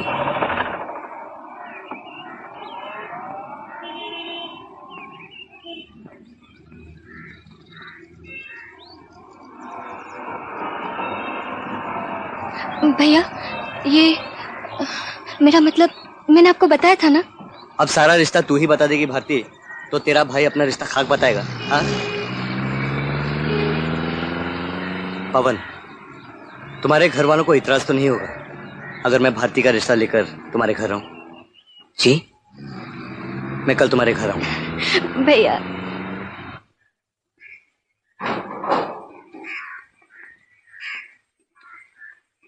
कैसे हो तुम? मैं ठीक हूँ। पवन आने वाला था, लेकिन घर में कुछ मेहमान आने वाले हैं, इसलिए मैं लेने आया हूँ। ठीक है, तुम घर जाओ। मैं जस्टिस धर्मेश अग्निहोत्री को मिलकर आता हूँ।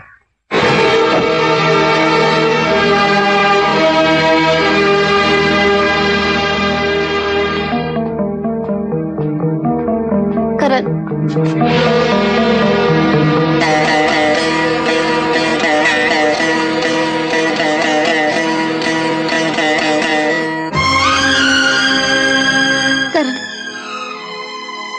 मुझसे मुंह मोड़ लेना तुम्हारे लिए जायज है। भूल मेरी ही थी। अपने गुनहगार बाप की असलियत बहुत देर बाद मेरे सामने आई। करण, अब मेरा उनके साथ कोई संबंध नहीं। पुलिस उनकी तलाश में है, वो फरार हो गए हैं। उनसे वो भाग सकता है, छुप सकता है, लेकिन मुझसे नहीं, चाहे पाताल में क्यों ना छुपा हो। करण, ऐसा नहीं हो सकता कि तुम इस बदले की आग को भूल जाओ। क्या भूल जाऊं विद्या, क्या भूल जाऊं? किस तरह कल का एक ईमानदार लॉयर करण श्रीवास्तव आज एक सजा याफ्ता मुजरिम बन गया, ये भूल जाऊं? किस बेरहमी से मेरे पिता की हत्या कर दी गई, ये भूल जाऊं? भूल जाऊं उस कमीने सूरज सिंह को जो चांदी के चंद टुकड़ों के लिए अपना ईमान बेच देता है, जिसके एक झूठ ने मेरे पिता के कातिल को बचा दिया, मेरी जिंदगी बदल दी, मुझे तबाह कर दिया। विद्या, जो आग मेरी हर सांस और हर धड़कन से सुलग रही है, उसे मैं नहीं भूल सकता, नहीं भूल सकता।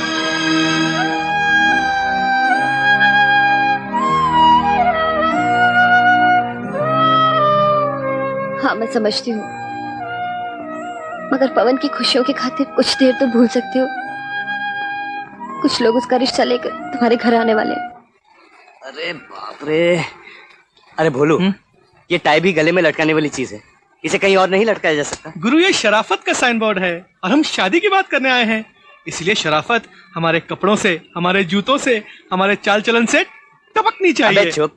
मुझे पता है कि हम शराफत के पुतले हैं, लेकिन भोलू, मैं ये बात कहां से शुरू करूं यार? देखो गुरु, जेब काटने में अपना 10 साल का एक्सपीरियंस है, पर शादी के मामले में एकदम जीरो हूँ। ठीक है, तो मैं सीधा जाके कहूंगा उसकी माँ से कि मेरा नाम सूरज सिंह वल्द किशन सिंह है। इल्जाम यह है कि मैं अपनी बहन का रिश्ता लेकर आपके पास आया हूँ। और गुरु, ये शादी का केस नहीं लगता, कोई कोर्ट का केस लगता है। क्या बात कर रहा है? हाँ ठीक है, तो मैं कह दूंगा उस बुढ़िया को, अबे देख बुढ़िया, मैं शराफत से कह रहा हूँ कि मेरी बहन की शादी तेरे बेटे से हो जानी चाहिए, नहीं तो मैं पूरे मोहल्ले में आग लगा दूंगा। गुरु, हम यहाँ मोहल्ले को आग लगाने के लिए नहीं आए हैं, भारती का घर बसाने के लिए आए हैं। क्या? हाँ। आओ।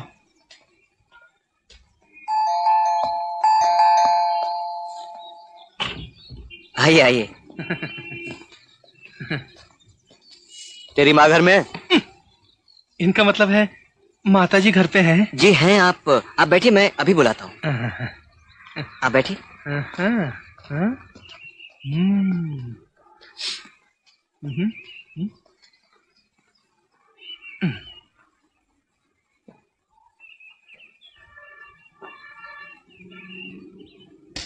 रख। माँ, आप हैं भारती के भाई। बेटा, हम बड़ी देर से तुम लोगों की राह देख रहे थे। बैठो बेटा, बैठो। पर ये क्या, सिर्फ तुम दोनों ही आए हो? घर का कोई बड़ा बुजुर्ग नहीं आया क्या?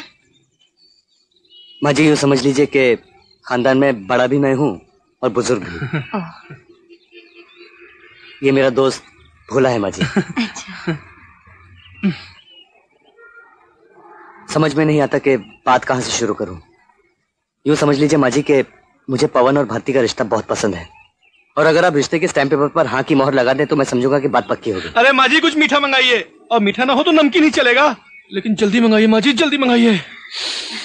खुशबू के मारे दम निकल रहा है। हाँ हाँ, क्यों नहीं। पवन बेटा, मेहमानों के लिए नाश्ता लेकर आ।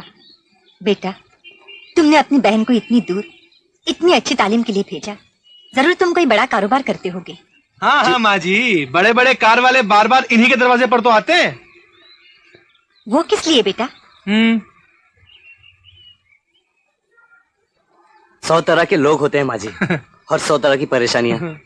जो भी दुख तकलीफ में होता है चला आता है मेरे पास। तो फिर तुम जरूर डॉक्टर होगे। हाँ? डॉक्टर नहीं माता जी, स्पेशलिस्ट। स्पेशलिस्ट। बड़े बड़े लोगों को पानी पिलाया इन्होंने। क्या मतलब? बस माँ जी, इंसान शैतान दोनों मेरे घाट पर आकर पानी पीते हैं। मेरी नजर में अमीर गरीब सब एक बराबर है। सारी दुनिया को एक लाठी से हाँकता हूँ मैं माँ जी। लाठी से या गोली से? करण, हाँ, तूने ये नहीं बताया कानून तेरे हाथों का खिलौना है। खून करना तेरा पेशा है, घरों को बर्बाद करना तेरा कर्म है, दुनिया में बदकारी फैलाना तेरा धर्म है। करण, तू लाठी से नहीं गोलियों के दम पर इस दुनिया में जी रहा है। करण, ये तो क्या कह रहा है? ये अपने पवन के रिश्ते की बात लेकर आए हैं। रिश्ता? जिस इंसान का रिश्ता गुनाह और गुनहगारों के साथ हो, उसका रिश्ता किसी और के साथ नहीं हो सकता माँ। हाँ, ये रिश्ता वाकई नहीं हो सकता। अगर मैं जानता कि ये घर तुझ जैसे धर्मात्मा का है तो मैं यहाँ झुकने भी नहीं आता, समझा? सूरज बाबू, मुझे भैया से बात करने दीजिए। भैया, सूरज बाबू तो मैं बीच में बोलने की कोई जरूरत नहीं पवन। ये कितने नेक इंसान हैं, पूछो सारे इलाके से। इनकी शराफत के झंडे हर पुलिस स्टेशन की रजिस्टर बुक में खड़े हैं। अरे मेरे गुनाह तो सिर्फ पुलिस स्टेशन के रजिस्टर में लिखे, लेकिन तू एक सजायाफ्ता मुजरिम है। नमक के साथ नमक नहीं खाया जाता। गुनहगार और मुजरिम का रिश्ता या कानून से होता है या फिर बंदूक की गोली से। कानून के साथ तो रिश्ता जोड़ लिया मैंने, पर तेरे साथ गोलियों का रिश्ता निभाना बाकी है। अगर तू मेरे घर पर खड़ा नहीं होता तो उससे भी निभा देता। भैया, ये माँ, तुम पवन और विद्या को लेकर अंदर जाओ। चलो विद्या, चलो पवन। और तेरे लिए इतना काफी है कि फिलहाल तू यहाँ से निकल जा। और इतना याद रख, आज नहीं तो कल मेरे भाई की शादी होगी। दुनिया की किसी भी लड़की के साथ होगी, लेकिन तेरी बहन के साथ नहीं। मेरी बहन की इतनी फूटी तकदीर नहीं जो तेरे घर की चौखट दुल्हन बनकर पार करे। हाँ, अब तेरी बदकिस्मती का दौर शुरू हो चुका है और मुझे देखना है इसका अंत कहाँ होता है। इसका अंत तेरी मौत के साथ होगा। घर जाके राह देख, वो दिन कब आता है। Now get lost from here. Get lost!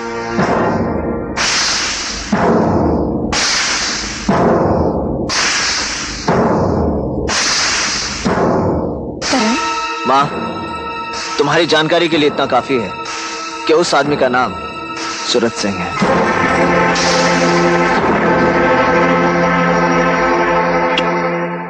पवन। हाँ माँ। बेटा, मैं तुझसे कुछ कहना चाहती हूँ। कहो माँ। भारती का भाई मरते मर जाए, पर वो तुम दोनों की शादी के लिए कभी हाँ नहीं कहेगा, और ना ही करण मानेगा। करण का साथ मैं जिंदगी भर नहीं छोड़ सकती हूँ, और ना ही तुझे तिल तिल घुटते हुए देख सकती हूँ बेटा। इसलिए मैं तुझे आज्ञा देती हूँ कि तू भारती को लेकर यहाँ से कहीं दूर चला जा। ये तुम क्या कह रही हो माँ? इसके अलावा एक माँ के सामने दूसरा और रास्ता क्या हो सकता है, जिसके बेटे जिंदगी के दो राहें पर हो, एक का साथ निभा सकती है और दूसरे को रास्ता दिखा सकती है। इसलिए कहती हूँ बेटा, तू बहू को लेकर यहाँ से कहीं दूर चला जा, बहुत दूर चला जा।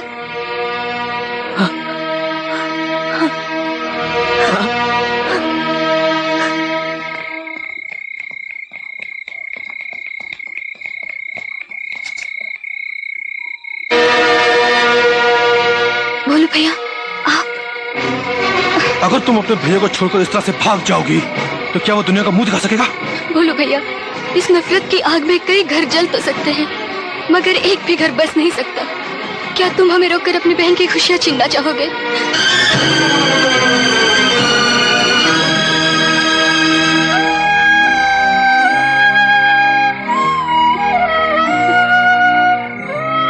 लेकिन तुम लोग जाओगे कहाँ? गोवा। और एक बात का वचन दो, हम लोग कहाँ इस बात की खबर तुम भैया को कभी नहीं होने दोगे? वचन तो नहीं दूंगा भारती बहन, पर कोशिश करूंगा कि ताला लगा लूं अपनी जबान पर। जाओ बहन जाओ।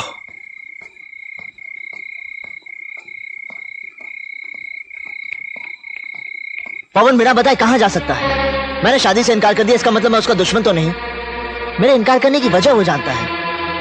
मां, सूरज सिंह एक मां, पवन कहीं भारती के साथ? नहीं, पवन ऐसा नहीं कर सकता। भारती कहीं नहीं जा सकती। जाकर स्टेशन, बस स्टेशन, एयरपोर्ट, सब जगह तलाश करो। जाओ। तुम कहो तो पुलिस को इतला कर दे? हरगिज नहीं। पुलिस लड़की को नहीं, उसकी इज्जत को गिरफ्तार करती है। उसे कोर्ट कचहरी में नीलाम कर दिया जाता है। एक बार पक्का हो जाए कि यह हरकत उस कमीने करण के भाई ने की थी, तब मैं उसे जिंदा कर दूंगा। कितनी खूबसूरत और अनजान जगह है ये। ना तो यहाँ किसी को किसी से दुश्मनी होगी और ना ही होगा कोई मोहब्बत का दुश्मन। बाबूजी बहुत भूख लगी है, 4 दिन से कुछ नहीं खाया। भगवान आपका भला करे। लेकिन पवन, हम लोग रहेंगे कहाँ? जब तक कोई घर नहीं मिल जाता कहीं भी गुजारा कर लेंगे, और घर मिलते ही फौरन शादी कर लेंगे।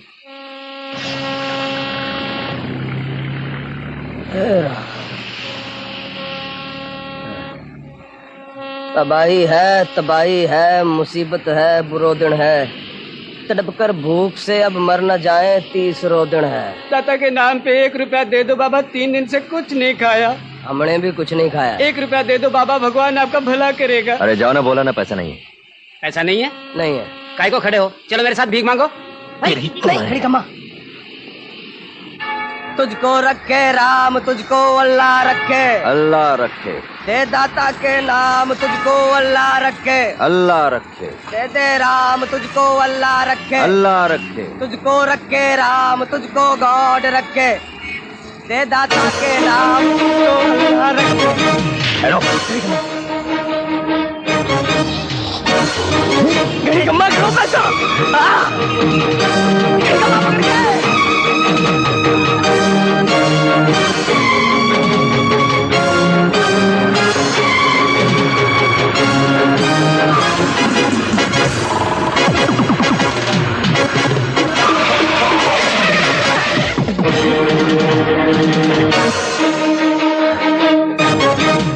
छगनलाल। अरे उम्मीद से ये तो अपना दोस्त है छगनलाल। फ्रेंड। लगता है हमारे दुख के दिन खत्म हो गए। मैं जानता हूं तुम बम्बई से फरार होकर आए हो। आओ मेरे साथ अंदर आओ। आओ डागा आओ। ये देखो, बम्बई छोड़ने के बाद मैंने अपने रहने के लिए एक छोटा सा झोपड़ा बनाया है। देखो आओ आओ आओ। हैरान हो गए ना इन विदेशी परियों को देखकर? बात क्या है डागा कि अब मेरा काम नेशनल नहीं इंटरनेशनल हो चुका है, इसलिए आपको यहाँ पर हर किस्म के, हर मुल्क के लोग मिलेंगे। Sit down baby. और जानते हो डागा, ये सब तुम्हारी मेहरबानी की वजह से हुआ है। अगर तुमने मुझे बेइज्जत करके बंबई से बाहर नहीं निकाला होता तो मैं इतनी बड़ी ताकत और मिल्कियत का मालिक भी नहीं बनता। बोलो डागा, क्या चाहते हो? छगनलाल, मेरी हालत तुमसे छुपी नहीं है। तुम तो जानते हो कि मैं क्या था और क्या हो गया हूं। कानून से भाग भाग कर मैं थक चुका हूं। कोई काम दे दे मुझे। हाँ हाँ, काम भी मिलेगा डागा, लेकिन मैं क्या सोचता हूँ, इससे पहले मैं तुम्हें अपना पूरा कारोबार दिखा दूं। हाँ? बाद में तुम्हें काम भी मिलेगा, नौकरी भी मिलेगी, रहने के लिए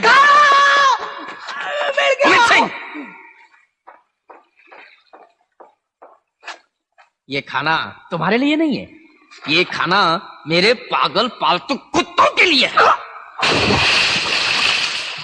तुम्हारे जैसे भिखारी अगर ये खाना खाएंगे तो मर जाएंगे। चलो डागा आओ, आओ डागा आओ। मैं तुम्हारी तरह राउंड टेबल को घुमाकर छोटी सी चूहेदानी सी जगह में बैठकर धंधा नहीं करता। मैंने अपने पूरे कारोबार को संभालने के लिए शेर से भी ज्यादा खतरनाक कुत्ते पाल के रखे। क्या है कि ब्रीफकेस और सूटकेस में माल छुपा के रखने का फैशन पुराना हो गया। मेरा नया स्टाइल है, मैं सारा का सारा माल कब्रिस्तान में रखता हूं। किसी कब्र में चांदी है, किसी में सोना है, और इस कब्र में मेरा ड्रग्स का गोडाउन है। बंद कर। छगनलाल, मुझे इसी जगह कोई काम दे दो। नहीं डागा नहीं, तुम्हारे लिए घटिया काम मजा नहीं आएगा। मैंने तुम्हारे लिए एक दूसरा काम सोच के रखा है, आओ मेरे साथ। डागा, कहते हैं कि आदमी पहला धंधा और पहला इश्क कभी नहीं भूलता। यहां पर होता है मेरा जिस्म फरोशी का कारोबार। बंबई के अंदर तो किराए के 2-3 फ्लैटों के अंदर इन लड़कियों को ठहराना पड़ता था, लेकिन अब इनकी शान बढ़ाने के लिए मैंने आलीशान बंगला बनाया है, जिसकी दलाली आज से तुम करोगे। और तू मुझसे दलाली कराएगा? जैसे धर्मेश अग्निहोत्री से। उसमें क्या हर्ज है? जब मैं तुम्हारा धंधा कर सकता हूं तो तुम मेरा धंधा नहीं कर सकते। नहीं। ठीक है, तो भीख मांगो और भूखे मरो, लेकिन याद रखना, आज तक कोई भी भिखारी मेरे दरवाजे से जिंदा वापस नहीं लौटा है। छगनलाल, घड़ीकम्मा, वक्त की नजाकत को समझो घड़ीकम्मा। हाँ कह दो। 16 और 20 के बीच की चाहिए ना नवाब साहब आपको? अभी अभी फ्लाइट से कुछ लड़कियां आई है, आपको दिखाते हैं। अरे ओ, अंदर कहाँ जा रहे हो? यहाँ भिखारी और दलालों को अंदर जाने की इजाजत नहीं है, जानती नहीं क्या? बदतमीज लड़की, तुझे पता नहीं तू किससे बात कर रही है। मेरे एक ही इशारे पर तेरा लाइसेंस कैंसिल हो सकता है, तेरा धंधा खत्म हो सकता है। जा जा यहाँ से।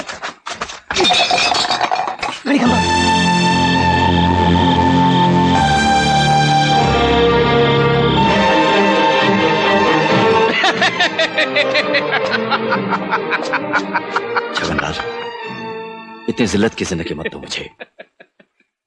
ये दलाली, 2 टके के रंडियों के हाथों बेइज्जत होना अब मुझसे बर्दाश्त नहीं होता। कोई दूसरा काम दे दे मुझे। आप कहो तो मैं आपके पैर पकड़ लूं, दाने दाने को मोहताज हो गए। पहले ये बताओ, क्या खाओगे? रोटी खाओगे या बोटी?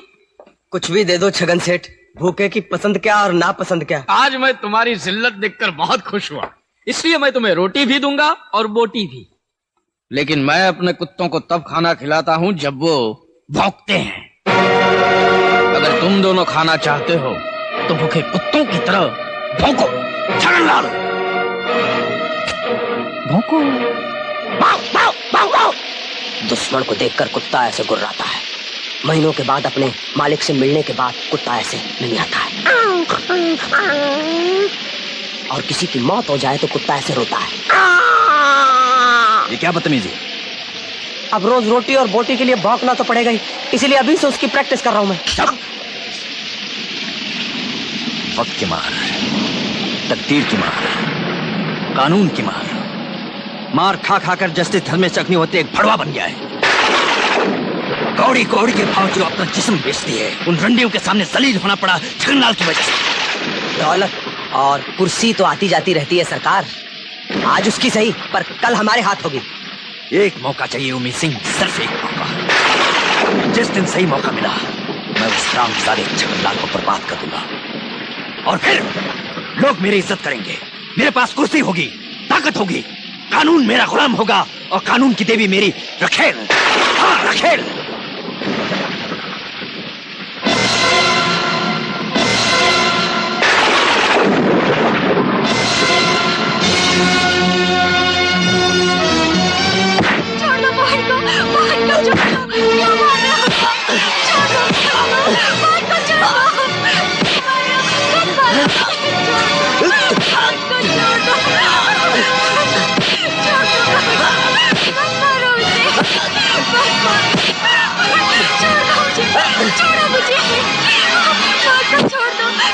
छोड़ दो, क्यों मार रहे हो हमें? आखिर हमारा कसूर क्या है? कसूर? कसूर यह है कि ये करण श्रीवास्तव का भाई है। कसूर यह है कि तू सूरज सिंह की बहन है। मेरी हालत देखो, तुम्हारे भाइयों ने मेरी क्या हालत बना दी है। एक जज था मैं, जज से दलाल बना दिया मुझे। देखो मेरी हालत, इसे तो मैं बाद में देख लूंगा। और तुझे मैं वो बनाऊंगा जिसे देख तेरे भाई की रूह कांप उठे।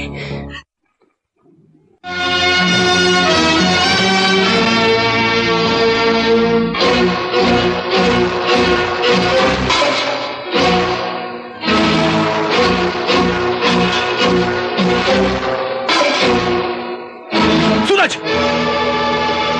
ये क्या कर रहे हो तुम? जिस जहर से तुम जिंदगी भर नफरत करते रहे, आज उससे खुदकुशी कर रहे हो। क्यों सूरज? भारती मुझे बोले बिना चली गई। मैंने उसे कहां कहां नहीं ढूंढा, कहां तलाश नहीं की। जिस बहन की खुशी मेरी जिंदगी का मकसद हो,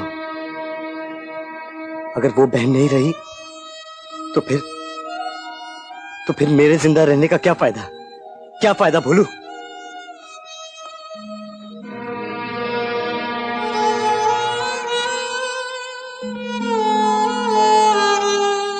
सोचा तो था कि जिंदगी भर अपनी जबान पर ताला लगा के रखूंगा, लेकिन एक सच्चाई की कीमत मेरे दोस्त की जिंदगी है, तो मैं उससे कुछ नहीं छुपाऊंगा।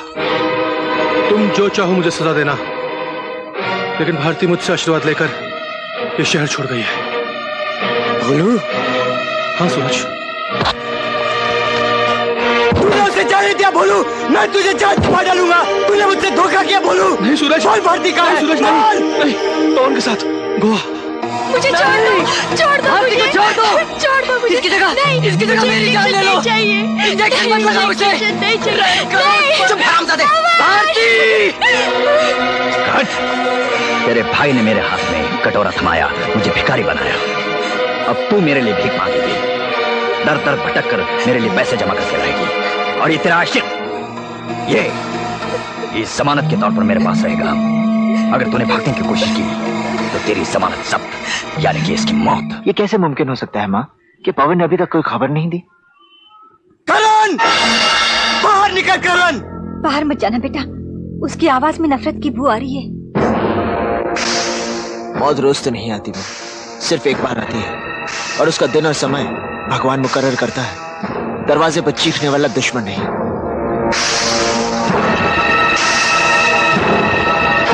पूरे मोहल्ले को सुनाऊंगा तो बदनामी मेरी ही होगी, इसलिए सिर्फ तुझे सुनाने आया। तेरा भाई मेरी बहन को भगा के ले गया।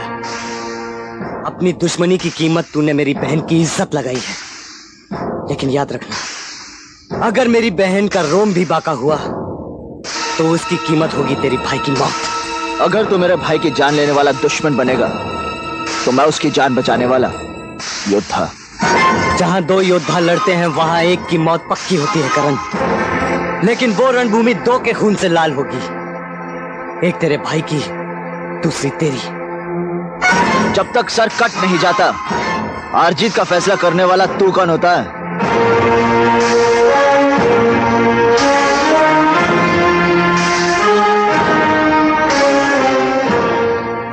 सूरज की बातों से लग रहा है कि भारती और पवन की जान को खतरा है। लेकिन हम ये भी तो नहीं जानते कि वो दोनों हैं कहाँ। मैं बताती हूँ। पवन भारती को लेकर गोवा गया है।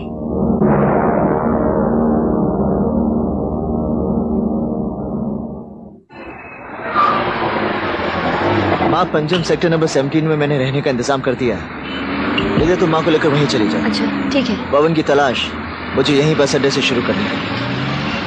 अपना ख्याल रखना बेटी, और जल्दी वापस लौटना। हाँ माँ, चलो।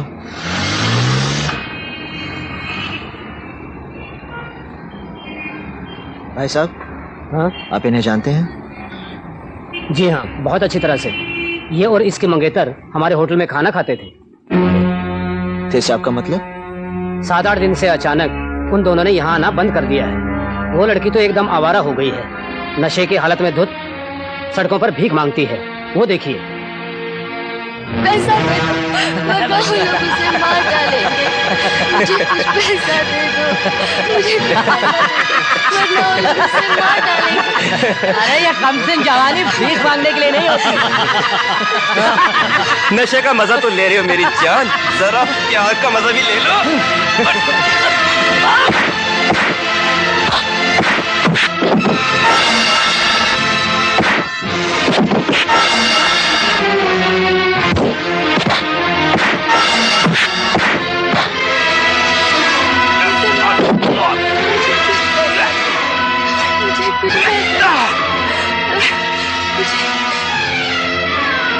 मुझे कुछ पैसा दे दो।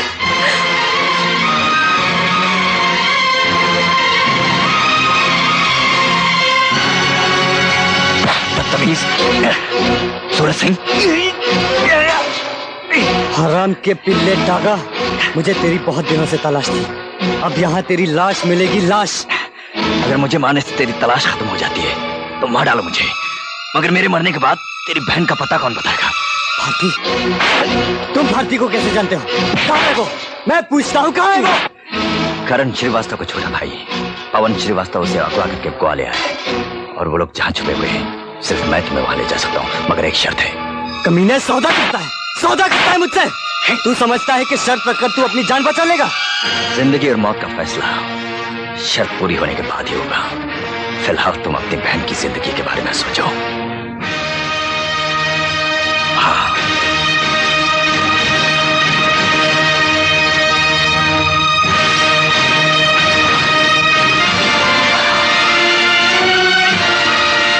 शर्त बता। एक मुझसे भी ज्यादा हरामी आदमी है, उसको कुत्ता बनाना है।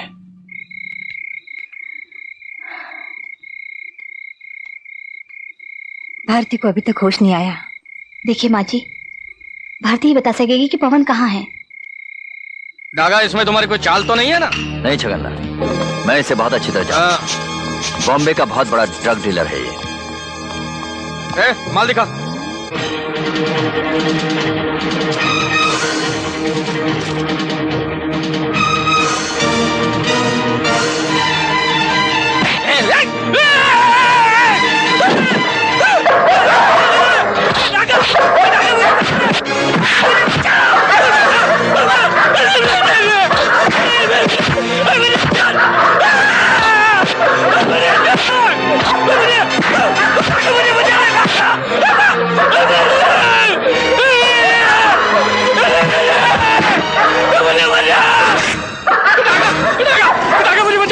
ये पागल कुत्ते मुझे काट डालेंगे, मैं भी उसकी तरह पागल हो जाऊंगा। मुझे बचा लीजिए, मुझे हॉस्पिटल लेके जाइए। जरूर लेकर जाएंगे, मगर इससे पहले तुम्हें इन कागजात पर दस्तखत करने होंगे। मैं तुम जो कहो करने को तैयार हूँ। मैं मेरा सब कुछ तुम्हें दे दूंगा, लेकिन मुझे लेके जाइए, मुझे हॉस्पिटल लेके जाइए। Thank you Chhaganlal, bye bye.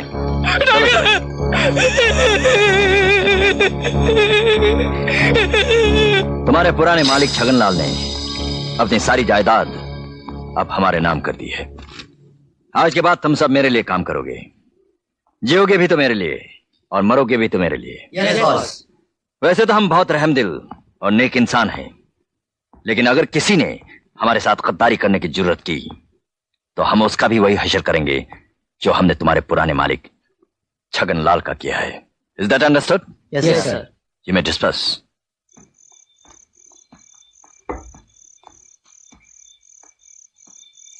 Chhaganlal कहाँ है? छग्गो, ओ बेटा छग्गो, आजा रे बेटा आजा, भाग के चला। यहाँ बैठ जा। बैक, चले उठ। खाना खाएगा छग्गू? भौंको, जोर से भौंको। Enough? जंप। खड़ी कम्मा, जीतते जी इस रामी की औलाद को आपने पालतू कुत्ता बढ़ा दिया। ये जलवा भी बस आपके ही बस की बात थी। सुबह नाश्ते के बाद कितने हंटर मारे तुमने इसे? 6 सरकार। कल से 12 मारना। अरे नहीं सरकार, इतने हंटर खाकर तो ये टांगे ऊंची कर देगा और खंबा ढूंढता फिरोगे खड़ी कम्मा। यही तो मैं चाहता हूँ। डागा साहब। सूरज सिंह, आओ सूरज, कब से मैं तुम्हारा इंतजार कर। लेकिन मुझे इंतजार की आदत नहीं। मैंने आपका ये काम तो कर दिया, अब मुझे मेरा दुश्मन चाहिए। चलो ये भी कर देते हैं। पवन का अभी तक पता नहीं चला। भैया, भारती, पवन कहाँ है? बोलो पवन को मार डालेंगे। लेकिन पवन है कहाँ?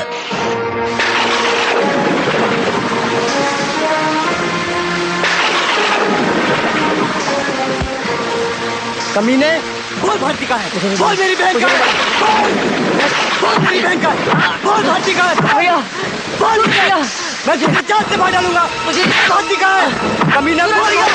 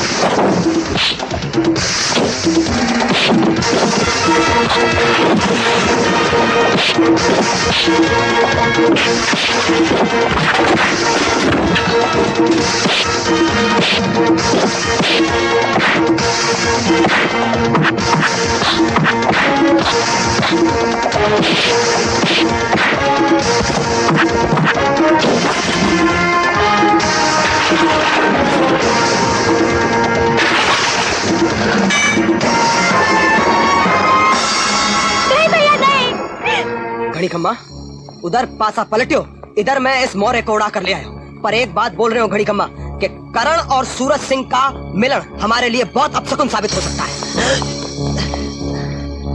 जब तक ये पिल्ला हमारे कब्जे में है, वो दोनों हमारा कुछ नहीं बिगाड़ सकते। अब मेरी समझ में आया कि डागा शतरंज की बाजी खुद दोनों तरफ से खेल रहा था। पहेलियों का वक्त गुजर गया है सूरज, जो भी कहना है साफ साफ कहो। यह सच है कि अदालत में मैंने तुम्हारे पिता के खूनियों का साथ दिया। जो भी डागा ने मुझसे कहा वैसा ही बयान दिया मैंने। डागा खुद अपने आप को बचाने के लिए मुझे इस्तेमाल कर रहा था। करण, गड़े मुर्दे उखाड़ने से कुछ हासिल नहीं होगा। अब तो मुझे यह सोचना है कि अपने भाई पवन को उस कसाई के हाथों कैसे बचाना है। पवन सिर्फ तुम्हारा भाई ही नहीं, मेरी बहन का होने वाला सुहाग भी है, और उसे बचाने के लिए मैं किसी भी आग में कूदने के लिए तैयार हूं।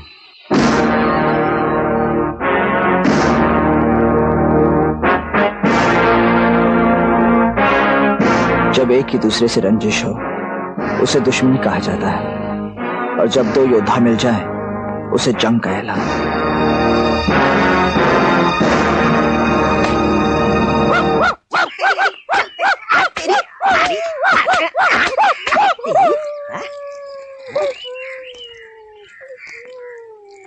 छगो, सारा ड्रेस गंदा कर दिया। घड़ी खम्मा, मैंने आपसे पहले अर्ज किया था कि ज्यादा संटिया की पिटाई कर देने से ये टांगे ऊंची कर देगो। छगनलाल, माय फ्रेंड, हम सब अरेंजमेंट्स कर लिया है। सैटरडे शाम को सारे इंटरनेशनल बायर्स यहाँ आ रहे हैं। What are you doing? क्या? छगनलाल अब बढ़ गया है छग्गू कुत्ता। दाग अब इसकी सारी प्रॉपर्टी के मालिक। Hello, how do do? Hello hello. लेकिन सैटरडे रात का मीटिंग ही नहीं, बहुत बड़ा जश्न होगा और आप लोग देखते रह जाएंगे। सिक्योरिटी अरेंजमेंट्स पूरा होना चाहिए। कहीं आपका या हमारा दुश्मन मौके का फायदा? ओह जी, दुश्मन होंगे तो मौके का फायदा उठाएंगे ना। हमारे कोई दुश्मन नहीं है। करण, मैं डागा को अच्छी तरह से जानता हूँ।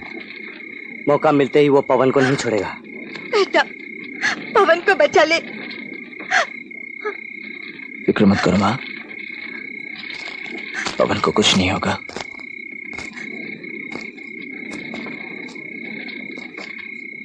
विद्या, समझ में नहीं आता कि डागा के अड्डे तक पहुंचेंगे कैसे।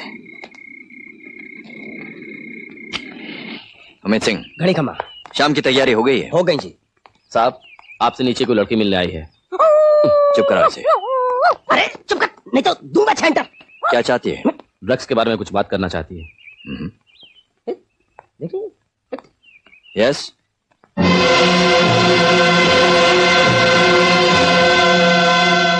डैडी, अरे कटे भाग रहे हो? अरे मारे को नहीं। बेटी, कैसी हो बेटा? बेटी, डैडी आप और यहाँ? मैंने तो सुना था यहाँ एक छगनलाल नाम का ड्रग डीलर रहता है। छगनलाल? छगनलाल आजकल छगू के नाम से जाना जाता है। कम या छगू, कम या। अपने दुश्मनों को मैं पालतू जानवर बनाकर रखता हूँ। No, good boy. मगर छगनलाल के साथ तुम्हारा क्या काम है? करण ने मेरे साथ विश्वासघात किया डैडी। उसने सूरज से हाथ मिलाकर सूरज की बहन का बदला लेने की कोशिश की मुझसे, और उसने मुझे ड्रग एडिक्ट बनाने की कोशिश की। उन हरामजादों की मजाल। घड़ी खम्मा, जल्दी वो भी हमारे कब्जे में आ जाएंगे तो उन्हें भी हम अपने छग्गू की तरह अपना पालतू कुत्ता बना लेंगे। तुम ठीक कहते हो, मगर ये ड्रग्स और तुम समझ में नहीं आया। हाँ डैडी, मुझे अपनी गलती का एहसास हो गया है, इसलिए मैंने ये फैसला किया है कि मैं अपने डैडी का पुराना कारोबार इतना आगे बढ़ा दूंगी कि उन्हें अपनी बेटी पर नाज हो। That's a brilliant decision, my dear daughter. आज तुम्हारे आने की खुशी में मैं बहुत बड़ा जश्न मना रहा हूँ। और इस जश्न का इंतजाम आप अपने आदमी से कहो कि बंदूकें फेंक दें।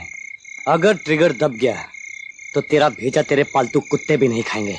मेरी मौत की फिक्र मत करो, पकड़ लो इन दोनों को। तुम लोगों ने मुझे बेवकूफ समझ रखा है।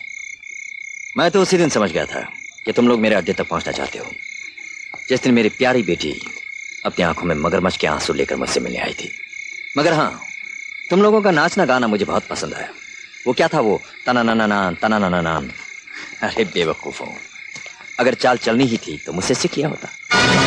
पहली चाल चली तो करण श्रीवास्तव तुम्हारा बाप अपने उसूलों के साथ स्वर्ग से धार गया, और दूसरी चाल चली तो सूरज सिंह तुमने अदालत में अपना बयान बदल दिया। तीसरी चाल चली तो तुम्हारे कानून की डिग्री, तुम्हारे माँ बाप के सपने, उनकी उम्मीदें सब मिट्टी में मिल गए। चौथी चाल चली तो तुम्हारी बहन भारती ड्रग एडिक्ट बन गई, और ये मेरी पांचवी चाल थी, जिसके जाल में खुद ब खुद तुम लोग फंस गए हो। हम तो कफन बांध कर आए हैं डागा, जिसमें तुम्हें लपेटेंगे। छोड़ो ये बचपना की बातें। तुम दोनों को तो बिना कफन के मैं अभी इसी वक्त यहां दफना सकता हूं, और साथ में इसे भी। उम्मीद सिंह, घड़ी खम्मा, इनको तय खाने में बंद कर दो, और इसे भी। कल सुबह हम फैसला करेंगे कि इन्हें कैसे मौत दी जाए।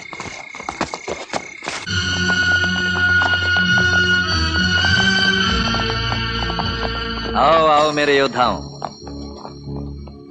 भाई मैं तो ये मुल्क छोड़कर जा रहा हूं, और मेरे साथ तुम लोग ये दुनिया छोड़कर जाओगे। बेटी, मैं तो तुम्हें अपने साथ ले जाना चाहता था, मगर क्योंकि तुम इनसे ज्यादा प्यार करती हो, इसलिए मैंने फैसला किया है कि तुम भी इनके साथ ही रहोगे। मगर तुम लोगों के मरने से पहले मेरी एक आखिरी ख्वाहिश है कि करण श्रीवास्तव तुम अपने छोटे भाई को तड़पता हुआ देखो। वो रहा पवन श्रीवास्तव, देखो गौर से। पवन!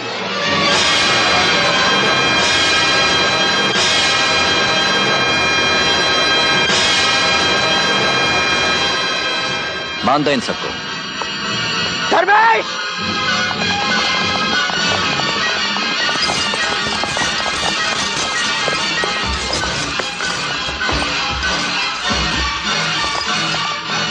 अब मैं वो स्विच ऑन करूंगा और घड़ी अपने आप चल पड़ेगी। हर मिनट के बाद घड़ी की सुई हिलेगी और तुम्हारे भाई को एक इलेक्ट्रिक शॉक लगेगा। घबराने की बात नहीं है, सिर्फ 10 मिनट की तो बात है, क्योंकि 10 मिनट बाद एक बॉम्ब फटेगा और तुम सब स्वाहा। Good bye guys. दादा रुक जा।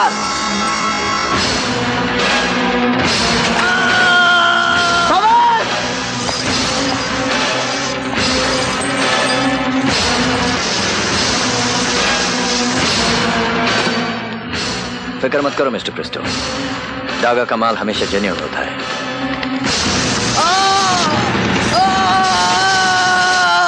ओके मिस्टर क्रिस्टो, ड्राइव का माल डॉक्स पे पहुंच जाएगा। Okay bye bye.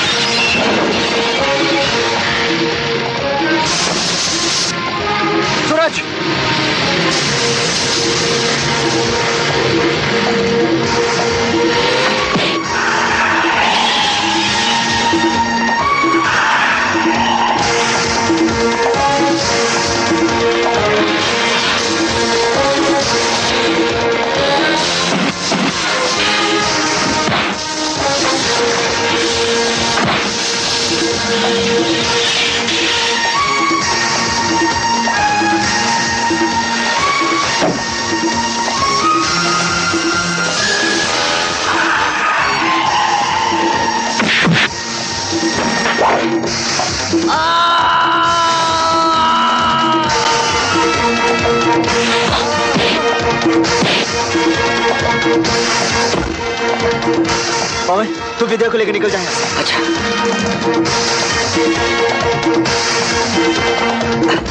विद्या।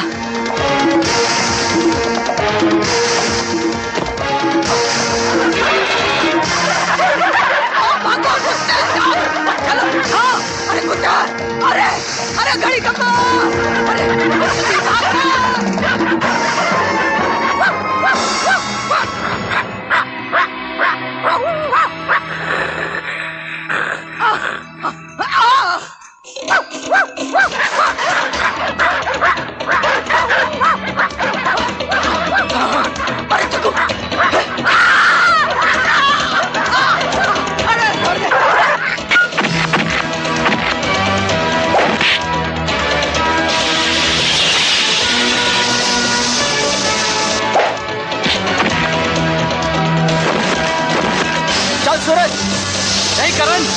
अगर कांटा 11 तक पहुंचेगा तो बॉम्ब फट जाएगा। तुम जाओ। नहीं, चल सूरज।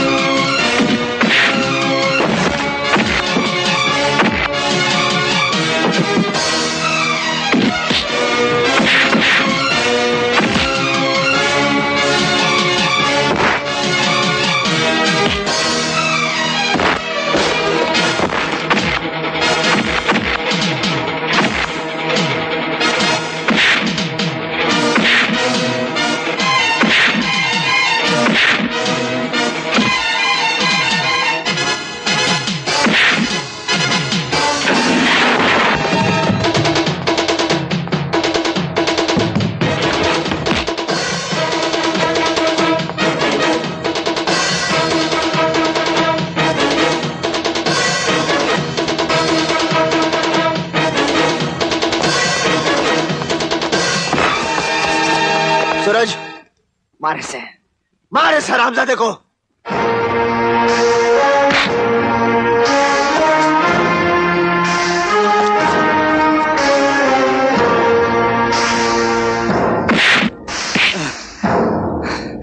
तो गिर कर हारने वाला योद्धा नहीं है सूरज। चल जान से मार दे इस हरामजादे को।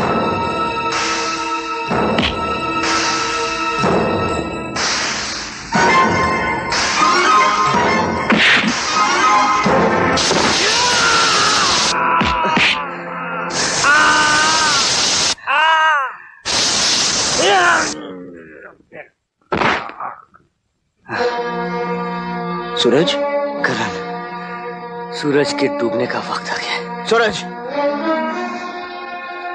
तो हमें छोड़कर नहीं जा सकता। सूरज, सूरज।